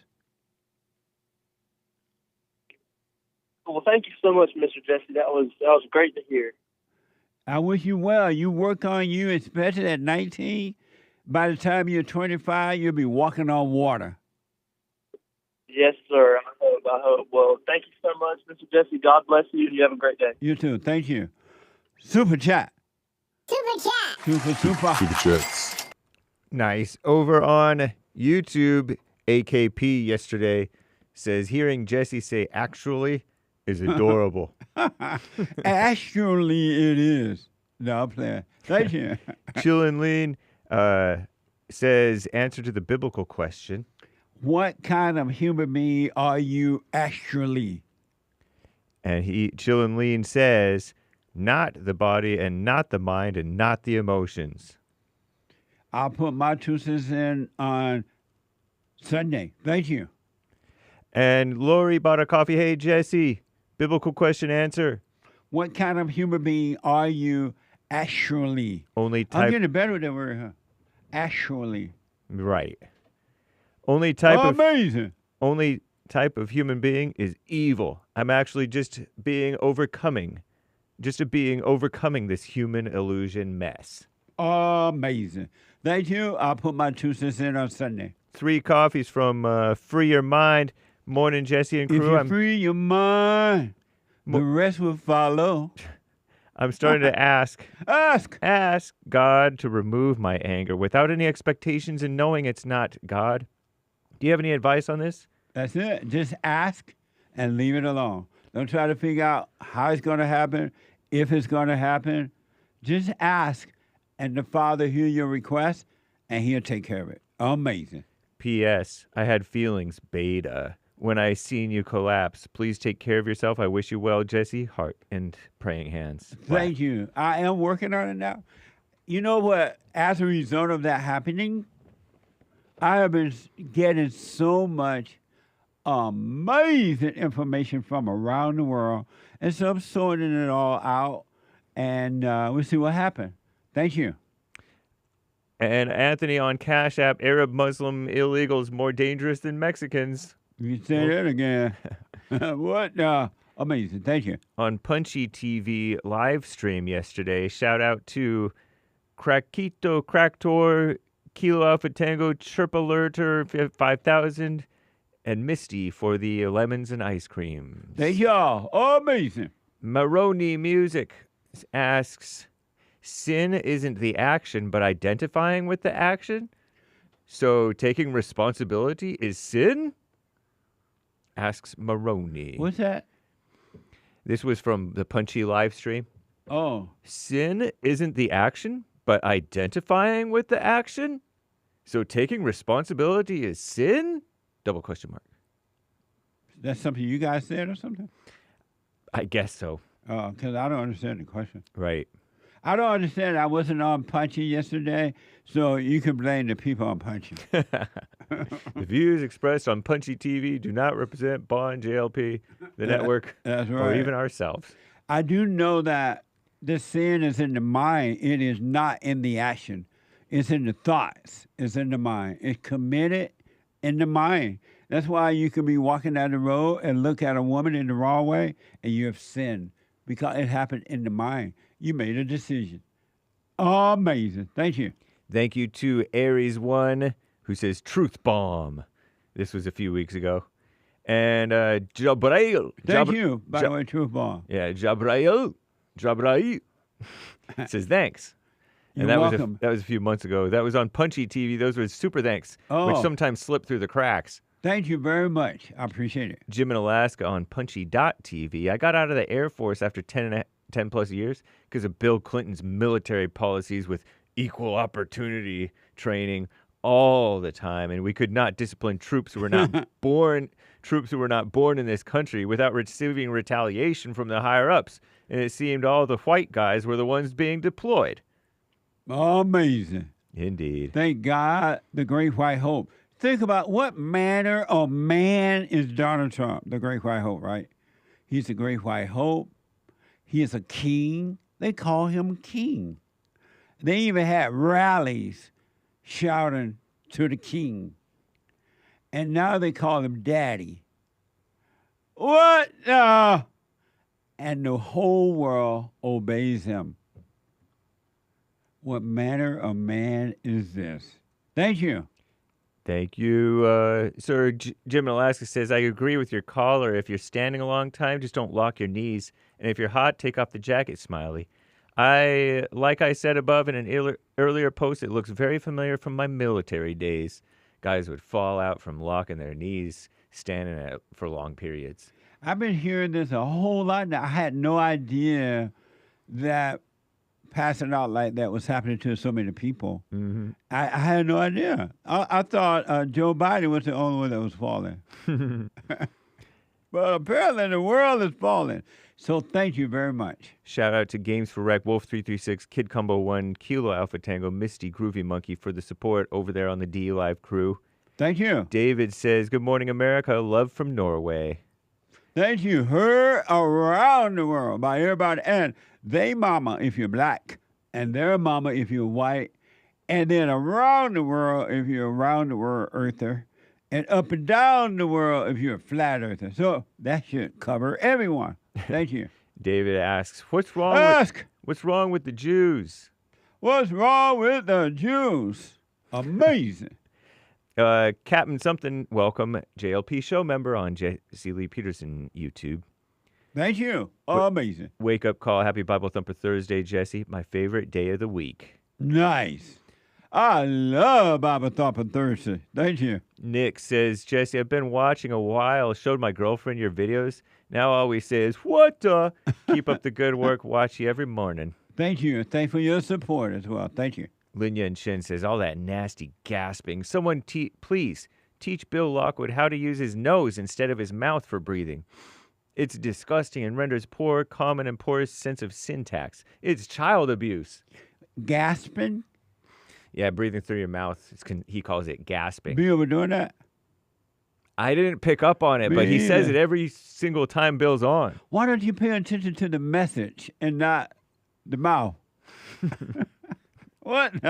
He sometimes calls him Bill Trashwood. He doesn't like Bill? Yeah. Oh, God. He might like him. Oh, Lord. Don't be disliking people, man. Maybe he likes him. He just... No wonder you are mad about the way you speak rather than the message. You can't even hear the message. What the? Thank you, though. John Rango says, cool to see you on the Foxhole. This is on pilled.net. Nice. Also known as the Foxhole. This is the best platform to be on by far. And why is that? Well, for one thing, it's veteran-owned. Oh, nice. Pilled.net. We love the vets. Jesse Lee Peterson. Thank you. Yeah. Pilled.net/Jesse Lee Peterson. That's right. Thank you. Wake Up Call says, shout out to Bill Lockwood. What a way to start the show. I know. Bill was on fire, unless you hate him and you talk about the way he speaks. Or breathe.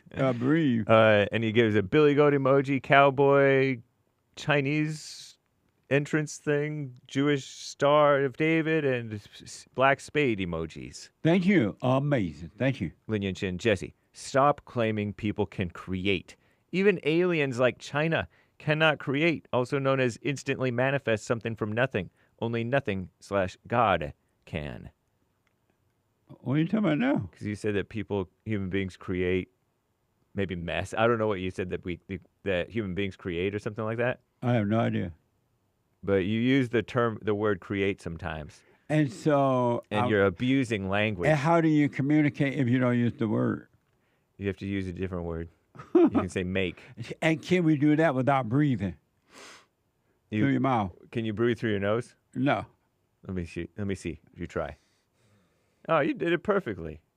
Wow. Amazing. Thank you. Tyrannosaurus Rex. Good morning, Jesse. Nice. Good morning. Thank you. That's on Pilled.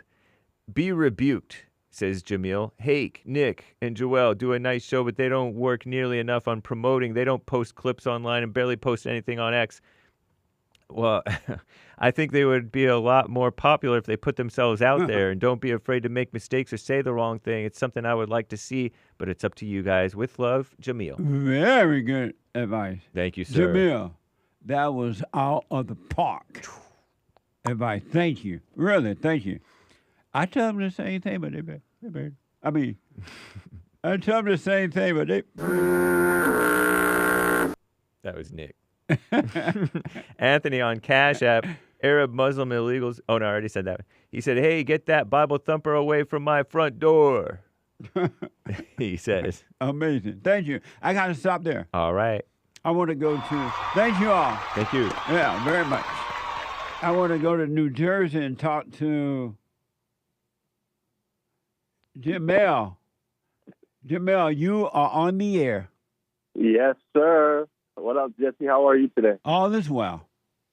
I got a quick question because I never heard you break this down, but I've heard you say Jesus never had anger and stuff. Could you break down the flipping of the table? Was that an emotional thing? No. What was that? Why is that important to you about the flipping of the table?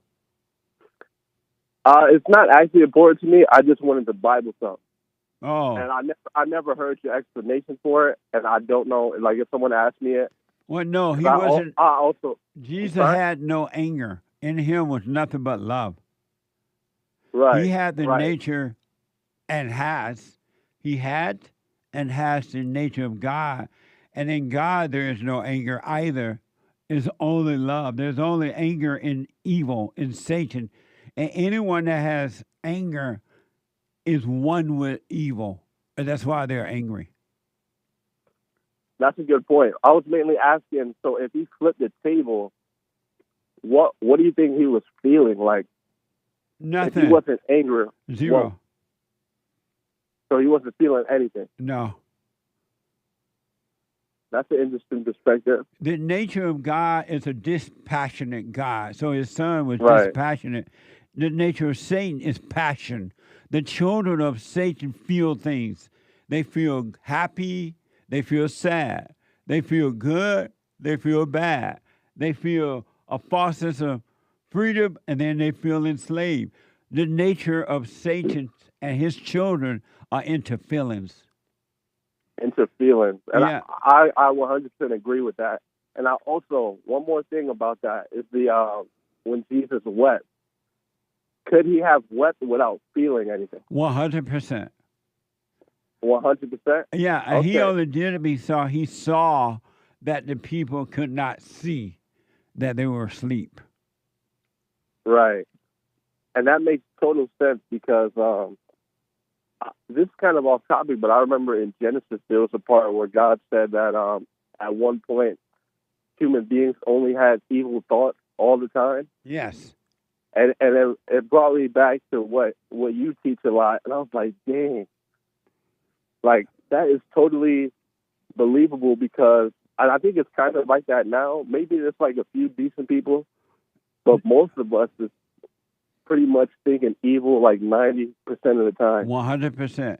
Human nature, which is the nature of Satan, is pure evil. There's nothing in them that's good.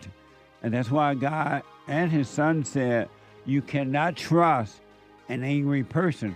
An angry person is a murderer. Their whole nature is evil. Right. There's nothing good about them at all. That's deep. That's deep, man. That's deep. I love the message. Thank you. You stay with us. Man. You stay with us, stay with us, stay with it, all right? Thank you, Jeff. All right. Love you, man. Love you too. too. Good work. All right, I will. Peace. I got to take a break. The hate news, not the fake news. And 1 more hour to go. I'll be back in a moment to your phone calls and super chats. The hate news, not the fake news. Back in a moment. Anytime you have situations happening in your life, always be still. Don't overreact. Most of the people that I know, they say, oh, I know Jesus. I love Jesus. I'm an observer. And as soon as something don't go their way, they get mad. I'm like, what the? If you overreact, folks, remember to do that. Don't overreact. And when you get mad, it's your problem. It ain't your wife's problem, your husband's problem, your neighbor, your friend, your preacher, your teacher. It's your problem. Why you think you tick?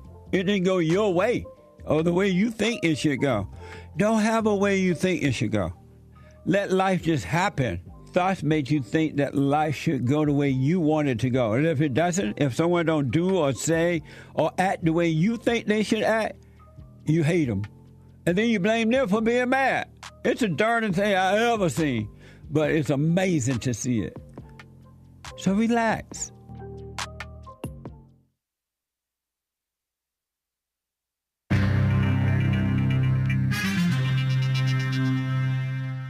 some serious mess going on in the world. According to some judge, another Salvadoran male was wrongfully removed by the Trump administration, through whom we have righteously been deporting a lot of illegals, or some anyway. And a 79-year-old murderer and kidnapper, or former murderer and former kidnapper, maybe he's repented, but he was given capital punishment in Mississippi.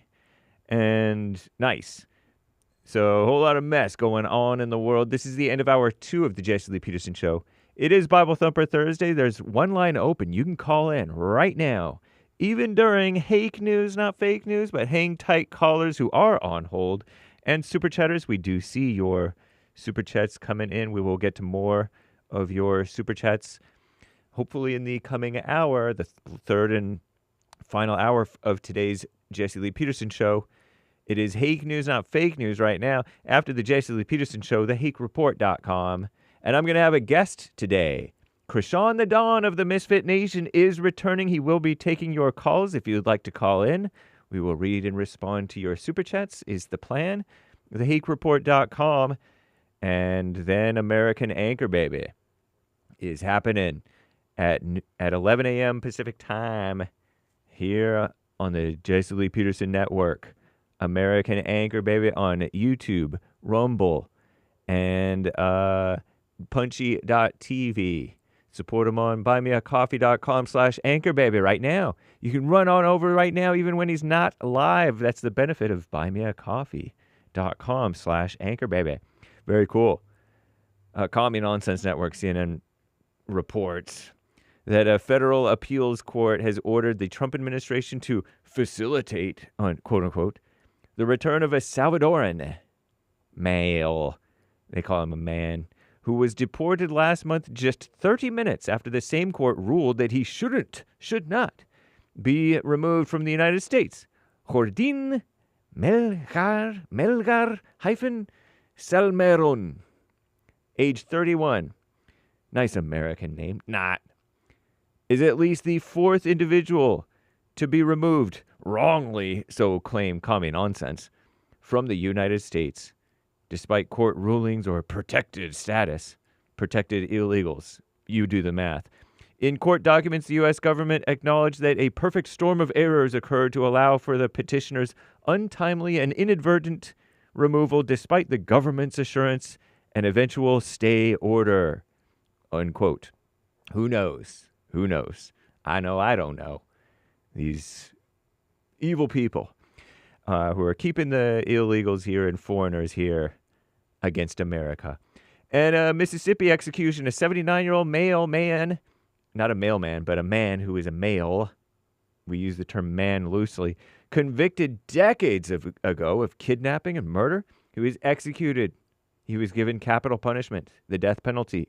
Wednesday in Mississippi, Richard Gerald Jordan, sentenced to death in 1976.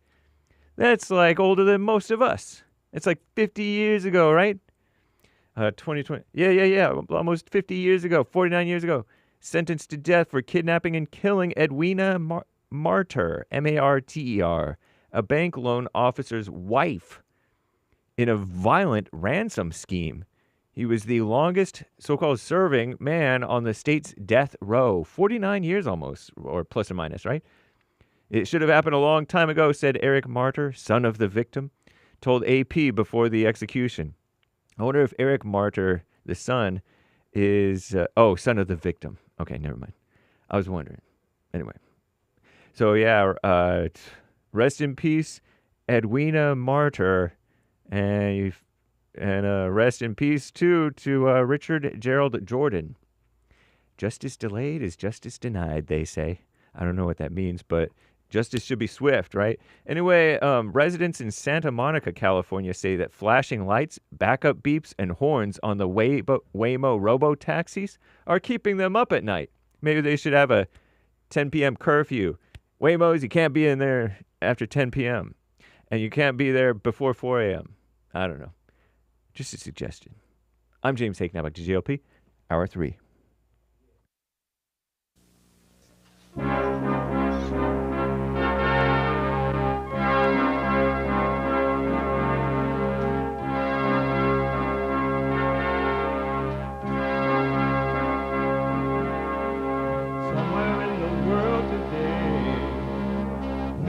have to stand up strong, face the truth about themselves, to understand what went wrong. I know we can find a way. I know we can find a way. I know we can find a way to stand up, stand up, stand up.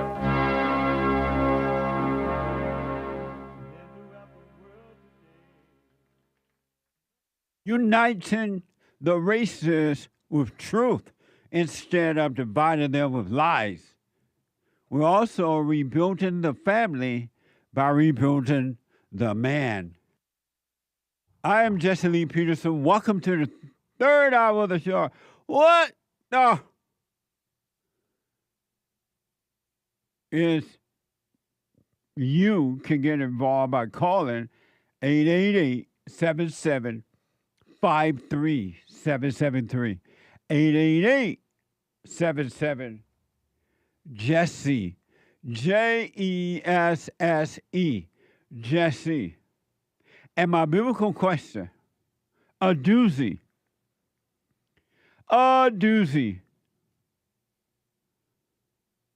What kind of human being are you actually? What kind? Have you ever thought about what kind of human being am I actually? Not what you say you, what are you actually like? We have every way that you can watch and support the show listed on JesseLeePeterson.com/show. JesseLeePeterson.com/show.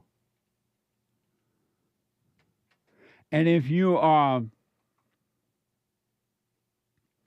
running around and you're not able to just sit and watch the show because you got to be here, got to be there, or you're working out, or whatever, you can call, you can podcast the show, but you can be listening on the listen line at 605-615-4131 by calling the listen line on TalkStream Live on your iPhone, iPad, 605-615-4131.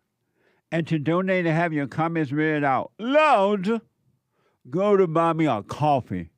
BuyMeACoffee.com/JLP Talk or Bond JLP Cash App. Bond JLP Cash App or BuyMeACoffee.com/JLP Talk. BuyMeACoffee.com/JLP Talk. It is Thursday. And every Thursday, we take all calls. But Thursday, let me know. Are you in pain? Nick? You are? That's from lifting weight. What's wrong with you? Huh? What? Nick been lifting weight. Lord have mercy. And now he all in pain. Lord have mercy. Everybody in pain from lifting weight except baby Jessica's daddy. What the? It's Bible Thumper Thursday. Oh my God! Oh Lord! Oh my God! Turn around and look at these people. I got what I wanted from the Lord. From the Lord. I'm going to Washington. Oh yes, I will. I'm a Southern Baptist. They don't believe in tongues, but God said it. I want it.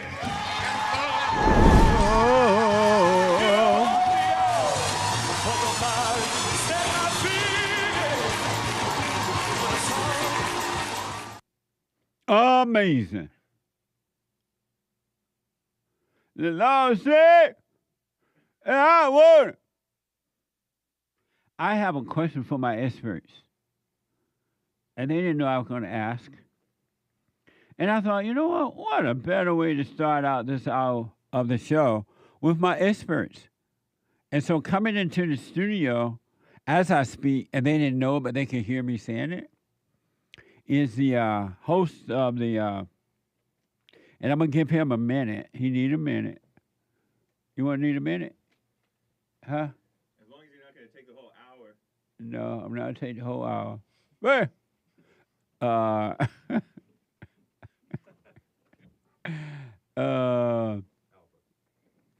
huh? Alpha what? Alpha beta. You're alpha? Yes. Amazing. So my experts are here. To my far left and your right, the host of the Hake Report, Monday through Friday from 9 to 11 a.m. Pacific time, on fire. The guy with the good hair, James Hake, and an expert on the Jesse Lee Peterson Show. And in the middle, to my far right and your left, the producer of the Jesse Lee Peterson Show, and expert on the Jesse Lee Peterson, Derek. How's it going? How's it going? Good morning. Guten Morgen. Good morning. Good morning. And he's known now as the young, what? Nazi coon, I thought. Coon, yeah. Yeah. He's a Nazi. He's a coon. My chain. He is everything. My chain's on the way. Amazing. Nice. And then to my far right and your far left, the host of the Nice, thanks. American Anchor Baby, Monday through Friday from 11 to 1 p.m. Pacific time. And an expert here on the Jesse Lee Peterson Show. Number one, Derek, I start with you. Right on. Christ said, you don't have to be you any longer. What do you mean by that? Meaning I don't have to try to work. I don't have to do anything. I can lean only on him. Christ said, Hake, that you don't have to be you any longer. And what do you mean? What does that mean to you? It means that you don't have to be hung up on. You don't have to be stop being so full of yourself, basically. And you can stop. That's what it means to me. You say you can or can't? You can. You can stop. Mm-hmm. And Anchor Baby, Christ said you don't have to be you any longer. What does that mean to you? I think it means that there's nothing you have to wait on anymore. There's nothing you need to wait on. There's no moment that's going to happen. There's no like magical, that will change your life. You just have to repent. You just have to stop. There's no outside thing. I think that's what it means to me. That there's no outside thing, no event that's going to happen. There's nothing to wait on. There's nothing to pray on anymore and like read about and study about anymore. You just have to repent and stop, whatever this is. Right. And that you can stop. He's telling us that's actually available to us. That's an option. I think that is, to add to what all you have said, I think that's so deep. I don't even know that. I think about that all the time now. Christ said, you don't have to be you any longer. Not you got to wait till tomorrow not to be you. Right now, you don't have to be you anymore. Any longer. Isn't that amazing? It's so deep. And so, you want to add to that, Hey? I have a question about. Yeah. When and where did he say this? I'm drinking water. Why didn't you drink the water that I gave you? Because I put that stuff in it. Electrolytes? Yeah. I'm following instruction, buddy. Okay. He's not passing out. Out of a red Solo cup. That's that's water. Is that bad? Usually when people drink out of a red Solo cup, it's beer. Oh, I've never drank beer. I ain't never drank beer at all. Oh, wow. I'm kidding around. I remember one time as a teenager. Yeah. I was up at the Honky Tonk. What is that? You don't know what a Honky Tonk is? Honky Tonk? Honky Tonk. Honky Tonk. I have no idea what that is. He doesn't know his culture. Come on, you black. I'm black, but I'm not that black. Martin Luther King Jr.? I'm black, but I'm not that black. You're not he's country, but he's not that country. Yeah, I'm not that country. I'm black. I'm not. So you really don't know what a Honky Tonk is? I mean, I heard of it, but I really just don't know. Really? Yeah, I've never been to one. What that is? Do you know what it is, Nick? What that is? What that is? Come on now. racism. Knock It's it like off. people would say, "Where you at?" I don't know. I think I've heard it in language though. Someone say, Like song titles? Let's go to the honky tonk. Oh yeah, I heard What's that that. song? Yeah. What's that song? It's like Honky Tonk Train. It's a little honky tonk. Honky Tonk Woman. You know what it is? American Honky Tonk Bar Association. Yeah. Is it a honky tonk or a hootenanny? Honky Tonk? Oh, okay. And you go there and have a hootenanny over time. Oh, okay. At the Honky Tonk. At the Honky Tonk. It's like a party in a barn. Sylvan Zing Honky Tonk Train. You know what it is, hey? I mean, I just figure it's a place where blacks mostly will go dance and listen to like ragtime and honky tonk music. Right. They call Honky Tonk a club nowadays. But it used to be called Honky Tonk. And we used to go there on the weekend and dance and party and have a good time. And then at the end, we go buy a chicken sandwich. Chicken sandwich. At 2 o'clock in the morning. It's so good. The chicken sandwich was delicious at the Honky Tonk. Was it at a barn or was it? It's a type of bar. Yeah, it was at a club, at Oh, a was it a bar club? light. But it was a club made for that. Oh, okay. I can't believe you don't know what a Honky Tonk. I've never been to one. What kind of black is you? I'm a city black. And what kind of a Silly? music? A city black. And these two are into music too. I know. And they don't know their Allegedly. they don't know their Afro-American music history. I thought I did. But I had a couple cousins who dropped out of high school. Oh wow! Not high school. Yeah. Oh yeah. And they used it, so they went and got jobs. They bought cars and Oh they shoot. started living their life early. And they used to go to the Honky Tonk every weekend. Yeah. And so on a Friday, I went with them, and I was a teenager, and they were drinking beer and stuff like that. Yeah. And I'm like, I'm gonna drink some beer tonight. And I threw up. It was so nasty. Oh, so you did have beer. And so I threw up in the car Yeah. on the way home. Yeah. And my cousin was so mad. Hey, Pete, shout out to Pete. He was so mad at me. He left me in the car at night 'cause I had thrown up in his car. And from that day forward, I never drank beer. The idea of beer made me sick. It's like getting on a boat and getting seasick. Yeah. And then the idea of getting on a boat again makes you seasick. It was like that. But the Honky Tonk, so I never drank beer again. And how old were you? About 16. Man, the country people and their underage shenanigans. I don't know if they had laws back then, though. No, he didn't. Yeah. Ain't no law was out that you couldn't drink beer at a certain age. Right. It's the dark side of the country that I hear about. You know, nothing to do, so people get into all sorts of mess. Cow tipping and stuff. Amazing. Cow tipping. So That's so good. I'm not that black. I'm not that black. Of course. So because of What were you time. saying, Jay? Oh. What? What? We were talking about Jesus. Evidently. But he was drinking beer out of the red Solo cup. But it's not beer. It's, You were on so- it's you were not on beer, it's something. electrolytes. This is not beer. This is electrolyte water. Red Solo cup, I drink you up. You were on something. Right.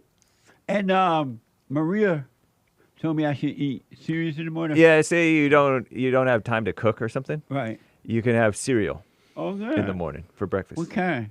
Special K or something. I don't know. Oh, thank I don't you. want to endorse. This is not considered an endorsement. Right. We But I can disclaim have it. cereals. Yeah. Thank you, Maria. I appreciate it. One other thing I want you guys to respond to, and I'll start with the anchor baby on this one. This is from... I was on something though. I asked, where did Jesus say that? Say what? That you don't have to be you anymore. When you said you must be born again. Oh, so he told that to When he Nicodemus? when he said you have to lay down a life to get a life. Nice. You don't have to be you Whosoever anymore. loses his life for my sake will save it. Yes. Hey. Luke 9. Same thing, right? Yeah, all the same thing. Nice. Baba John Thumper. 3, So he truly, said- did he truly, say I it in say The to you, Chosen? unless one is I'm born sorry? again, Did he cannot say it see. in The Chosen? Oh, my bad. In the movie Chosen? Yeah. I don't know. TV show, TV series. I don't know. I was just wondering where you heard it or. I read it in Got the it. Bible. All It's in right. the Word. It's all over the Bible. I know, but that exact wording is just. I hadn't heard it before. What? That you don't have to be you anymore. Right, 'cause it was done. Right. So you no longer have to be you. Meaning you don't have to hold on to this false identity. You're not your thought. You're not your emotion. You're not your ideas. You're not your belief. None of those things.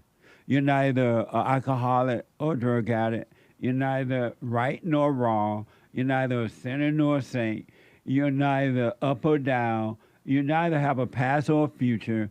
You're not those things anymore. Paul said, I must decrease. I think it was Paul. And he must increase. Absolutely. And that's what happens. When you stop being you, you will disappear and he will appear. Yeah. I find that communicating with people, like talking with friends or like girls and stuff, it's different when you think like that. Mm-hmm. Because a lot of the times, you know, you're trying to act a certain way to get a certain reaction out of both your friends. You try to get something from them. Yeah, so it's like now it's different. When I speak to my friends and like girls and stuff, it's different. It's Right just on. like, You know, you're not trying to get anything, so you're not hiding. Yeah. And pretending. Yeah. Amazing. It's amazing. So, yes, Jay? Nope. Go ahead. So do you find that interesting? I do. That you don't have to be you any longer? It's pretty nice. That's, kind of a relief. That sounds better than you must be born again, right? You don't have to be you any longer. Yeah, because I heard that before, right? I've heard that said a bunch of times. Very, truly, truly, you must be born again, right? Yes. So when you put it like that, it's definitely makes you think. It rings. It rings amazing. It's so deep, I don't know what to do with it. I think about it all the time. I can't get it out of my mind. Finna sing? You fitting there. Finna sing? Fitting to or fixing to or Fitting either? it. Or Fitting the same.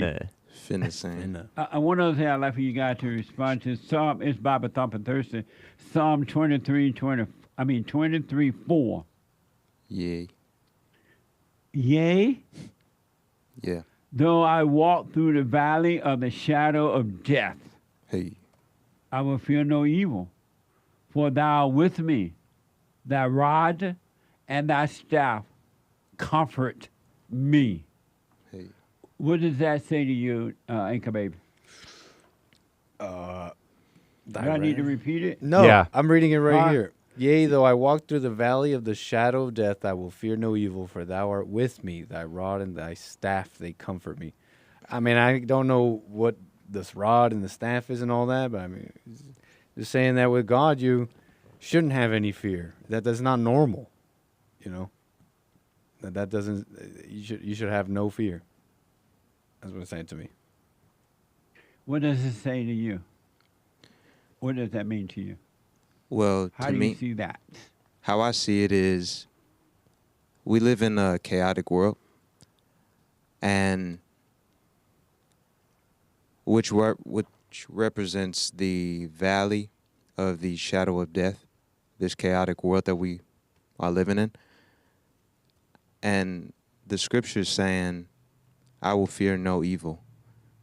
So though we're in this evil world, we should fear no evil. When you are faced with trials and tribulations, face them with no fear and let God lead you. Let him show you what to do and just wait on him. And when it says, I will fear no evil, for thou art with me. Thy rod and thy staff, they comfort me. Thy rod and thy staff. Well, we know that shepherds, they have a rod and thy staff. What shepherd? Shepherds, they... What's a shepherd? You're from the country. You know what a shepherd is. You don't know what a honky tonk is. How am I supposed to know what a shepherd is? Honky tonk. That sounds... Come on now. You can't compare that to this. What's a rod and staff? Rod and staff. We know shepherds, you know, that lead sheep. Oh. They have a rod, yeah. Oh. So They he's have a going to rod hit and you with one staff. of those? Well, lead you. What's the difference between a rod and a staff? A rod and a staff. Well, yeah, and that's crazy. Actually, I have a rod in my leg from when I was playing football. But Do you have a staff in your leg too? I need Staph infection. Like a titanium Sorry, rod? Yeah. Sorry, ladies. I don't know what that is. Sorry to that. I was just all right, but Not really sorry. well, you know, a staff. When you think of a shepherd, They hold on to, I think the body is like a rod, and then you call the entire thing like a shaft. But it just represents God leading us, you know, just as a shepherd leads his sheep, God will lead us. So sit in that fear, whatever you're in, and just trust in God that he'll bring you out of whatever situation you're in, you know. And that's really it. Amazing. Yeah. What does that mean to you? Hey, Psalms 23:4. Yea, though I walk through the valley of the shadow of death, I will fear no evil, for thou art with me. Thy rod and thy staff comfort me. I've always liked this whole psalm. Me too. And I like this phrase. I don't know about always like it, but I don't know exactly what it means, but you know, there's a lot of times dread and great uncertainty comes on you, and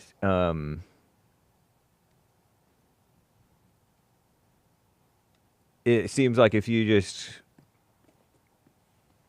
are quiet through that, you can maybe recognize that God is with you.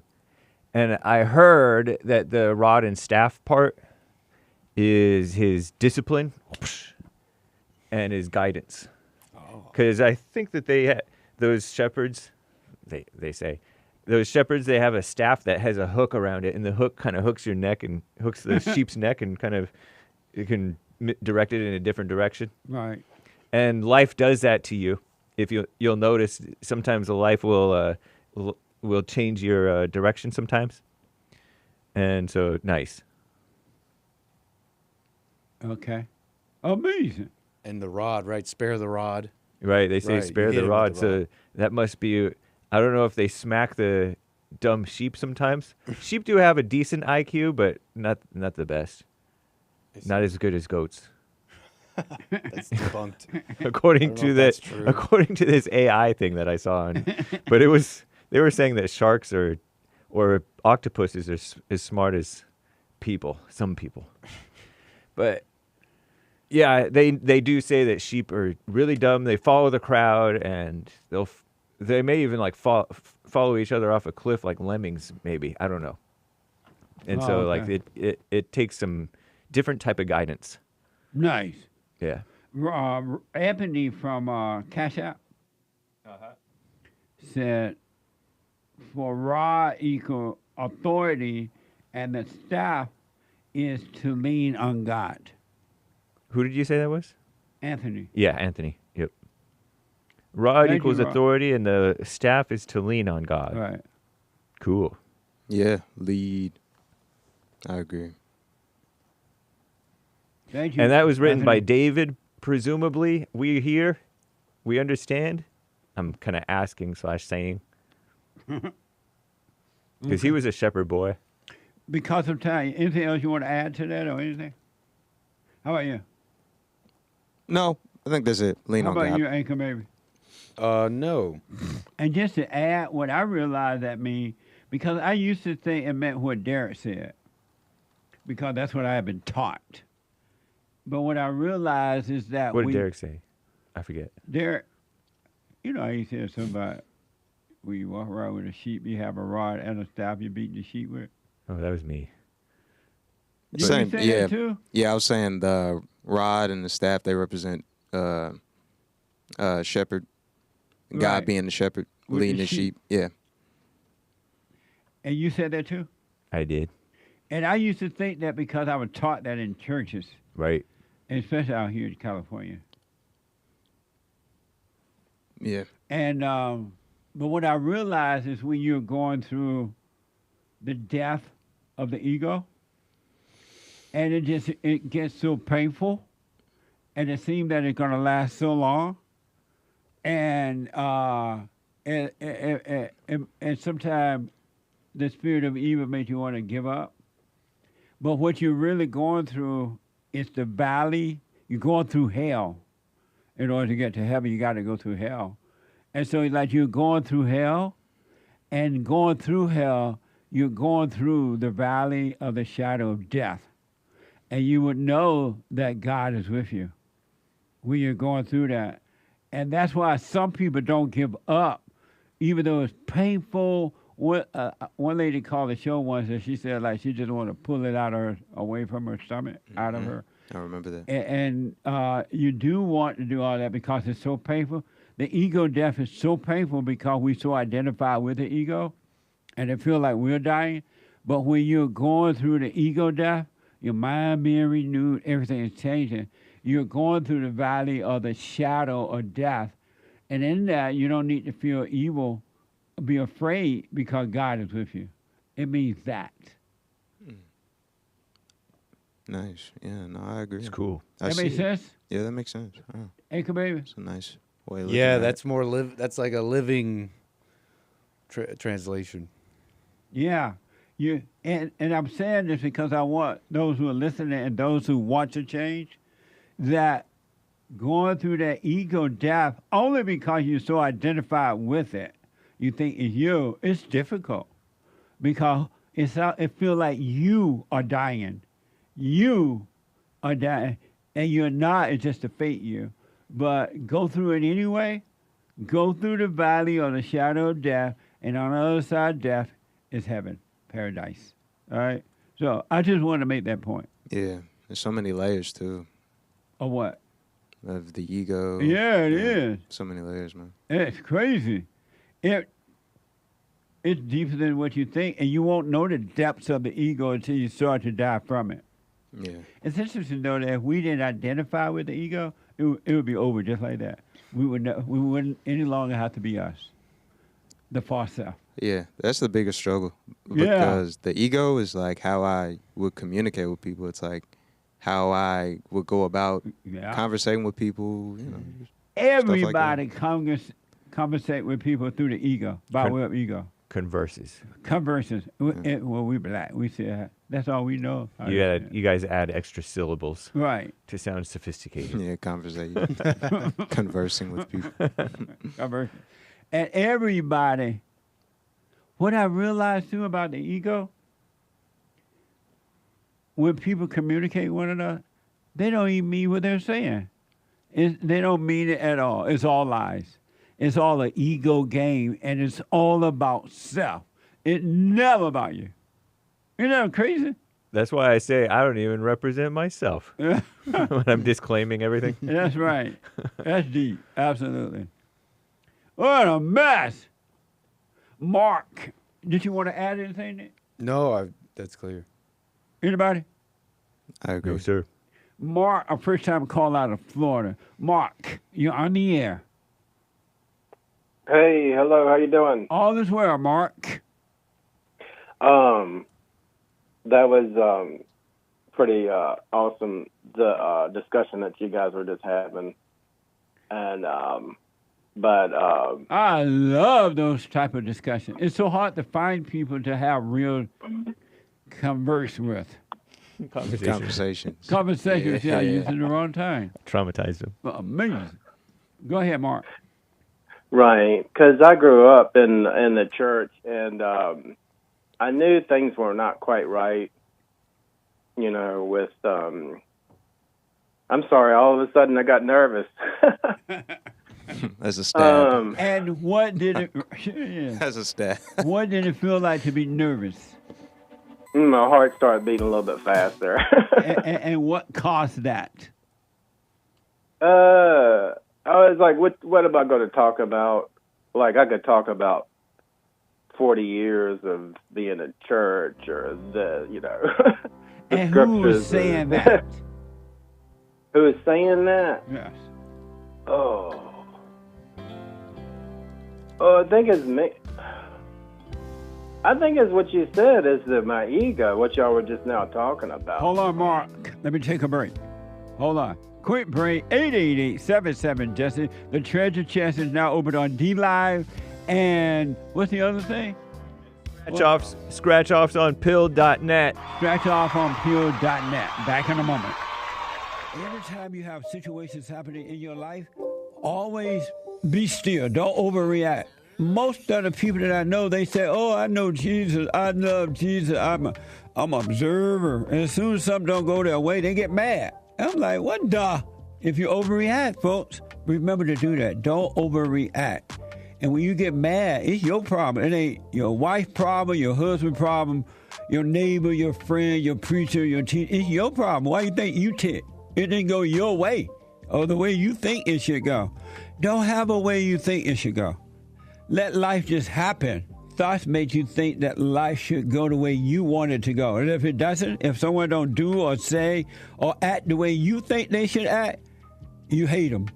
And then you blame them for being mad. It's the darndest thing I ever seen. But it's amazing to see it.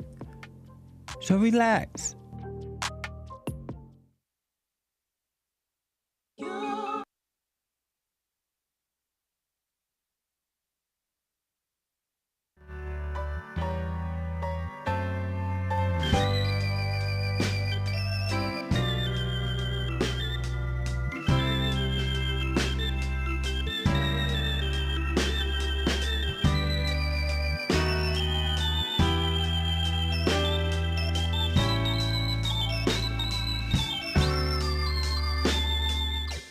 I'm going to do some quick announcement because I want to get back to this and get as many calls and super chats as possible.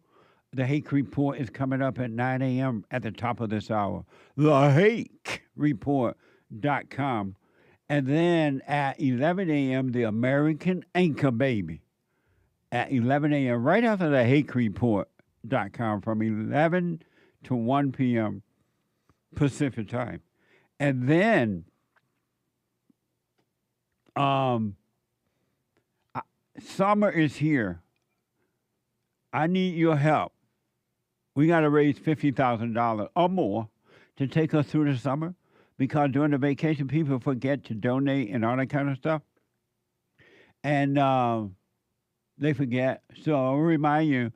And when you make the donation for that, put a little note that says for summer through this, to help through the summer so we can recognize it.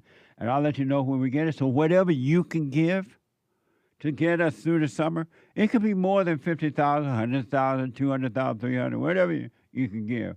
$10, $12, whatever, right? I appreciate it. And I appreciate you helping us to help others. But we got bills to pay even during the summertime. I know this summer is White History Month, and the living is easy. But don't forget, I need to raise that, though. I need for you all to help out to get up to 50,000, all right? So go to rebuildingtheman.com/donate, rebuildingtheman.com/donate. A bond, call 800-411-2663, 800-411-BOND. And also, you can mail in, check a money order make the check a money order out to BOND, BOND, and send it to P.O. Box 35090, LA, California, 90035. 35090, LA, California, 90035. And if you forget that, it's all on my website, rebuildingtheman.com/donate. rebuildingtheman.com/donate. Ain't nothing free in this world. We have to work together in the world in a physical way. We need each other in a commerce way, but that's about it. All right, so make sure you donate whatever you can, and it is tax deductible, by the way. So $50,000, if you can get the whole thing, thank you. And we'll let you know when we get there or however much you donate. And I thank you in advance. Oh, amazing. I want to go back to Mark out of Florida. First time calling. Mark. Hey, and so, Jesse. Who are you, Mark? I think when I first heard you, you talked about how your mom traumatized you. And it was like you took me back in time to where I can remember what I was thinking and like where I was at, and then where I was. Yeah, where I was. We don't need the app. Yeah. Well, I mean, Where yeah, I was, say at. I can remember. And then I remember for about a year, I was like, I'm messed up. Yeah. Like I'm whacked out. Yes. and then what was I going to say? Shoot. About who you I are. I looked at a picture one year in my school where you go to school and they take your picture. Yes. And the next year I could see visibly I messed up. And I always wondered what happened. And then when I heard you about a year ago, you know, explaining how your mom traumatized you. Right. I was like, wow, are you kidding me? You know, it was just, it was like, this man just told me something that happened. I'm 57 years old. He told me something that happened, you know, whatever, 40 some years ago. Because I guess I was 6 years old or whatever it was. So I don't know. I can kind of see who I was, that I wasn't really like bad. I wasn't really. It seems like that picture stays in my mind. But that's all I can really say. Have you forgiven your mother? I had a bunch of conversations, and then I drove up from Florida, went to Virginia to go. I went up there, and I just sat there, and I said, you know, we were just talking, and I said, Mom, you traumatized me. And then I could see her just like, her anger was just like welling up inside. Yeah. Yeah. And did you forgive her? I had different conversations before that where I would talk and I would say, I forgive you. And then, so when I left the house, I felt like I did it right, or I did the right thing, or I've forgiven her. But then I think I was just judging her. Oh. I think I went into not nice. Not right. So well, I was in shock that she, on and off. I'm surprised that she won't let go of her anger. But don't be shocked. She loved her hell. Most people love their misery. They love their hell. That's why you, as an individual, have to say the hell to the world. Let the people of the world go to hell, and you come out of that hell into heaven, and you're not responsible for anyone else's misery. And you shouldn't even be concerned about it. You shouldn't even care about it. You shouldn't even think about somebody else's hell. Leave them in their hell. Yeah. When I left, well, you know, that's my mom. She's always it's always been kind of bizarre to me that she would be angry with everybody and then go to church. All human beings are angry with everyone. Anger has no love for anyone. And even those people that join a group together because they have identified with the group, they're mad. Let's say they get mad at you, and then they go join a group, and then the group turn against you. That group don't even like each other. They're just doing it because they are agreeing in hell that they're all agreeing. And angry people need outer support. And so, but all people are like that until they overcome.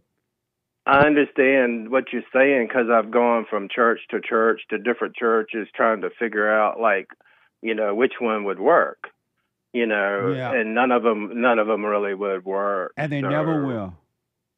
No, because they got their. Go ahead. They're just groupies.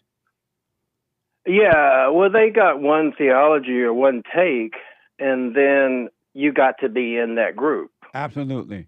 Absolutely. And if you're not, and you don't listen to the right music, you know, old music or new music or whatever, then you're wrong. And, you know, it's like an underlying thought process that, you're on the wrong path, you know. Mark, because of time, I got to run, but let me ask, Did you forgive your earthly father for not protecting you from her, your mother? I didn't say that to him because it was so complicated with her, and I was like, I could call back and tell him that. But years ago, he came to me and said, forgive me for being angry when I was a kid. And so did you forgive him? I said, oh, yeah. Right on.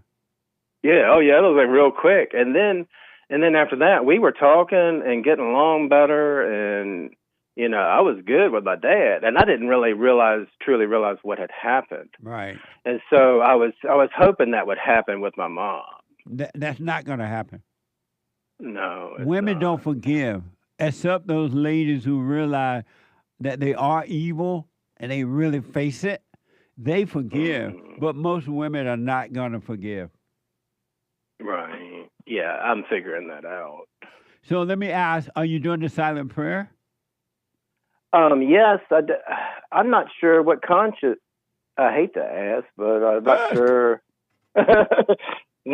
Sometimes I'm confused with what I'm conscious or unconscious, and I think I know, but I sit there and just try to be quiet, and then just watch the thoughts, and I just try to let them go. That's all you do. When you can watch those thoughts and do nothing about them, don't run away, don't deny them, just watch them, you are conscious.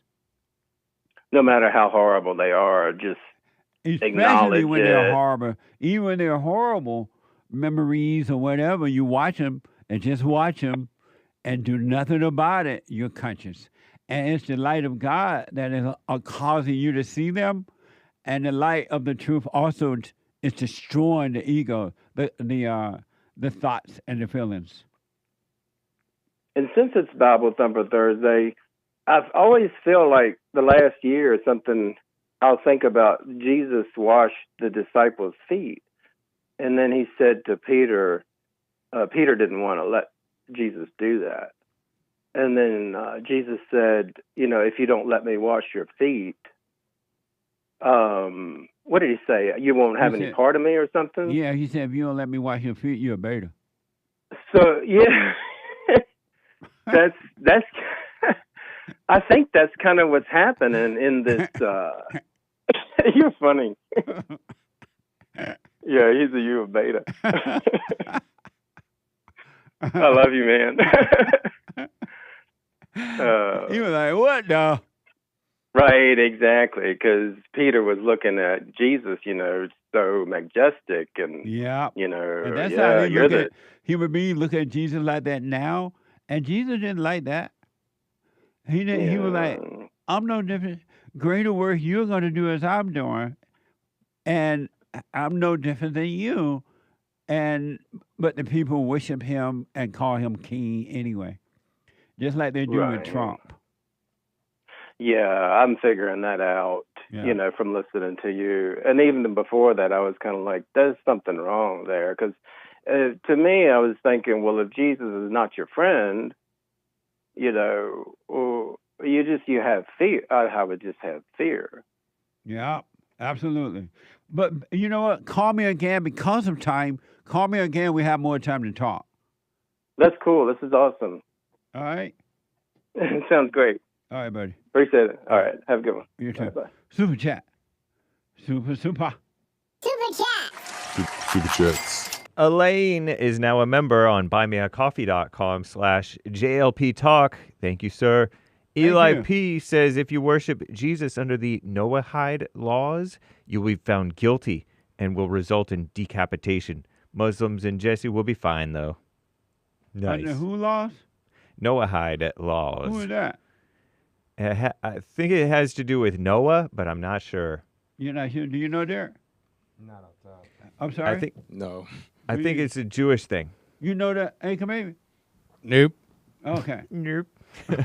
Thank you, though. Bondy asks, do you think we need another big Adolf? Adolf? Like a big dinner? I think like a Hitler. What they say? Do we need another big Adolf? I don't know what that is. Me neither. Bondy. I don't know what that is. Make that clear for me. Thank you. Age of Inversion says Lin Yan Shin is a spiteful mutant. I don't know. Age of Inversion is on Rumble, a monthly supporter. Amazing. Thank you, but I don't know about that. I don't know him. But thank you. Pastor Shadowlight gifted the can. Coonin' on Bible Thumper Thursday. We boonin'. Oh, amazing. There, it's a coon. Thank That's you. right. Eli P. God fried Sodom and Gomorrah without any anger. That's for sure. Anthony G. 50 coffees. Very generous. No message. Thank you. Oh, amazing. C. Bill. 3 coffees. What happened to Joel? Did he went AWOL? Laughing faces with tears coming out. Thank you. He's not here. Anthony says, not important. We have to need to know. Or That's want right. to have to need to know. That's right. Anthony says, white people called honkies back in the day equals slur. It was a slur for white people. Honky? You honky devil. Oh, yeah. I forgot that word. I was thinking about I'd Honky only read it in Chicks publications. The Chicks tracts, Right. Christian tracts. Oh, amazing. That's the only time I've ever seen. You honky. Yeah. What's that? Thank you. Pelagic 6, very generous on YouTube. What's that shepherd's hook for, though? To wrangle the sheep, I think. Shepherds carry a Thank crook. you. I don't know, but thank you. White Wing 7076 on pilled. Shepherds carry a crook, a long hooked staff, and a rod would be a short staff, he says. Thank you. Amazing. Thank you. Wake up call. James loves yapping. Billy goat, octopus, sheep, brain. Bible verse on my mind lately. He who exalts himself shall be humbled. He who humbles himself shall be exalted. Luke 14:11. Bible Thumper Thursday. Thank you. That's deep. Very nice. Yeah. On buymeacoffee.com/JLP Talk, Eric 3 coffees. Anyone with anger is a murderer, and the only path to anger is through the death of you. If you doubt for a second that anyone with anger is a murderer, look how parents treat their children. They destroy them because they can't help it. They're a murderer. They have anger. Anger is evil. Amazing. Thank you. Nice. Oh, also there from Eric, 3 more coffees. Life is not complicated. We are not complicated. The selfish desires of the ego complicate life. Seek truth or be blinded by lies. Absolutely. Life is very, very simple and easy to live once you come back to life. This false life is complicated. Thank you. Indeed. Eric, 3 more coffees. It's impossible for the real you to be unhappy. It's the fake you that's always looking for something. Absolutely. Amazing. Another from Eli P. If you want to get rid of thoughts, have a lobotomy. I don't know if that'll work. No Amazing. thanks. They're trying to figure out what is a lobotomy. That's when they stick a rod through your eye socket and then scramble your brain, something like that. Amazing. Thank you. Shout out to Potleaf, Games for Rec, Kid Combo, Wolf 336, Groovy Monkey, and the rest of the supporters on the D Live crew. Thanks as always. Thank you all. And let me just double check on Cash App and everywhere. Thank you. Oh, Tyrannosaurus Rex says itchy, itchy, scratchy, scratchy. Very nice. And Cold Burger asks, what kind of person are you actually? Actually. A dedicated person, actually. Amazing. Thanks for Actually. responding to the biblical question. Yeah. Can you say actually there? Actually. What? Actually. Oh, nice. You speak like a white man. Indeed he does.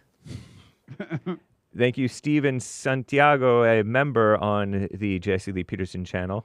Thank Very you. kind. And thank you, guys. I do believe that is all for now. Amazing. Thank you. So Hank is having Krishan the Don on his show today. That's right. Krishan the Don on his show today. And I think Krishan sent me a note, a well-wishing note. Yeah, and so there were others, Hodge Twins. You know you were on Hodge Twins. They sent me one too? They sent you one. Wow. Glad he's all right.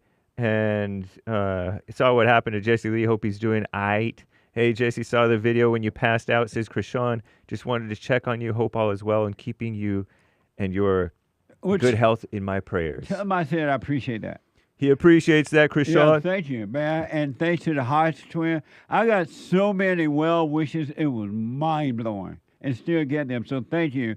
And I have not been able to respond to everyone, but thank you. Here's what I want you to know. If you know an angry person, I don't care who it is, I want you to know don't you be you, right? Don't you go mean to them, but know that they cannot be trusted. They are not behind your back. They're stabbing you. Just know that, but don't do anything about it. Christ said you cannot trust an angry person. I don't care who it is or how friendly they seem or unfriendly. Just know that. Your mama, your dad, anyone, all right? And I'm saying that because I talk to so many people now who talk about how they trusted someone and they will find out later they were being backstabbing. BRADY, a first-time caller out of Canada. BONDY. BONDY. B-O-N-D-Y. BONDY, you're on BONDY. the air. Yeah, you're right. BONDY. Hello? Hey, BONDY. Yeah. Do you know anything about Revelations 2:9? No. The synagogue of Satan? No. What about it? There's I a verse I do know that the heart of human being is the synagogue of Satan. Anyone that has anger is evil, and their hearts is that of evil, no matter who they are. I do know that. So, are you referring to that? Like in like King James version. I said, are you? Does that make sense to you? That anyone that has anger, their hearts are the synagogue of Satan? Yeah, the Jews. No. Do you know that about yourself? I don't have anger. You don't? What happened to it? Worry about life instead of... I thought you said you didn't have anger. I don't. If you didn't have anger, how can you worry?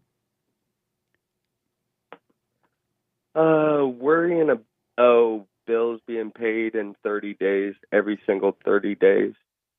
If you don't have anger, how can you worry? Worry. Why would I need to worry? No, if you didn't have anger, how are you able to worry if you didn't have anger?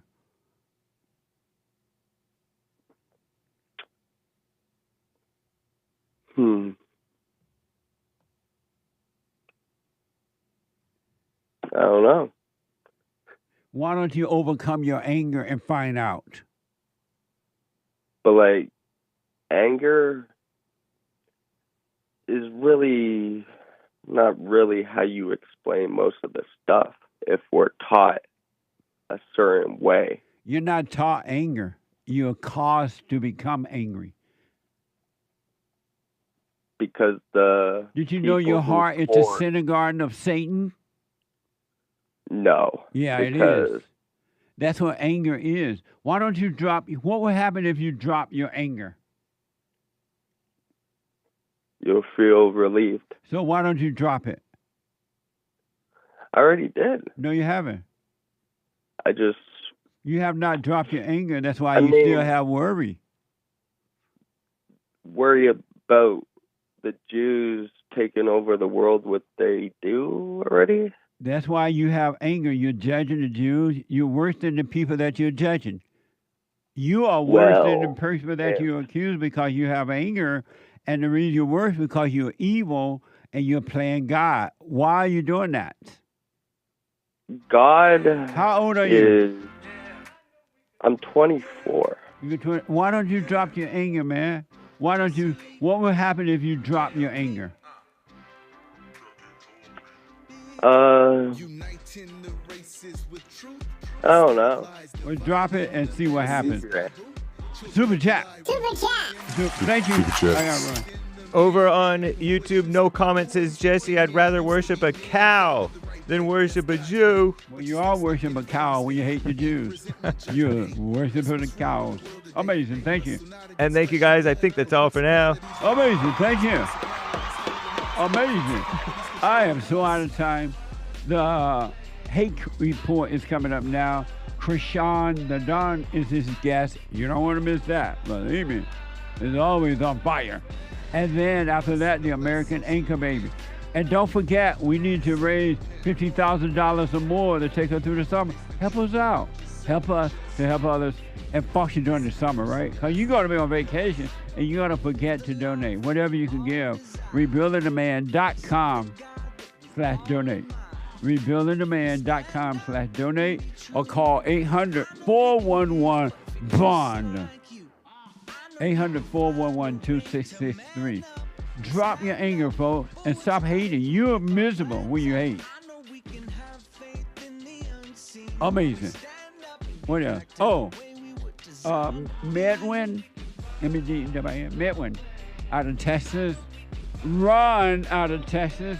And somebody just dropped out of Texas somewhere. And then somebody on hold has just called in because Derek is in the studio, so he wasn't able to answer the phone. He's going to answer them now in case they're for hate.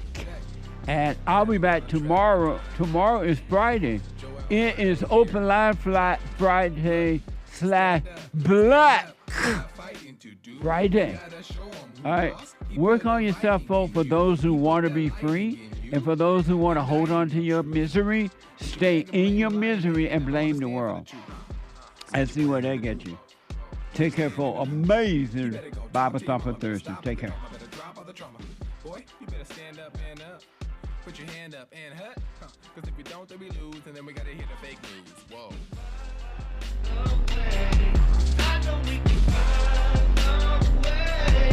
I know we can find a way.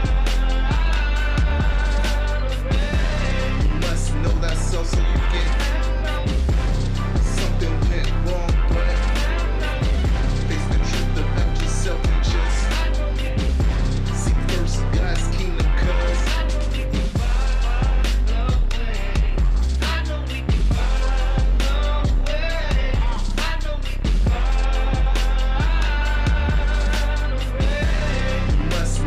so you get something went wrong, but face the truth about yourself and just seek first God's kingdom, cause I know we can find a way.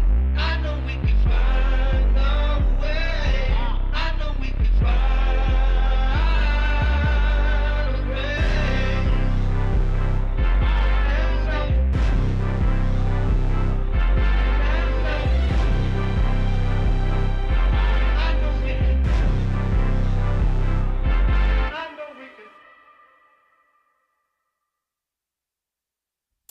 The views, information, thoughts, and opinions expressed during this show are the individual's own and do not represent the views, thoughts, and opinions of the JLP Network or Bond. Their appearance on the program does not imply an endorsement of them or any entity they represent. The material and information presented here is for general information purposes only. The JLP Network and Bond name and all forms and abbreviations are the property of its owner, and its use does not imply endorsement of or opposition to any specific organization, product, or service.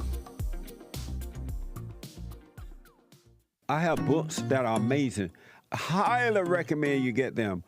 7 Guaranteed Steps to Spiritual, Family, and Financial Success Guide. Even if you're not starting a business, but you have a job, or you're on welfare, it can help you if you do.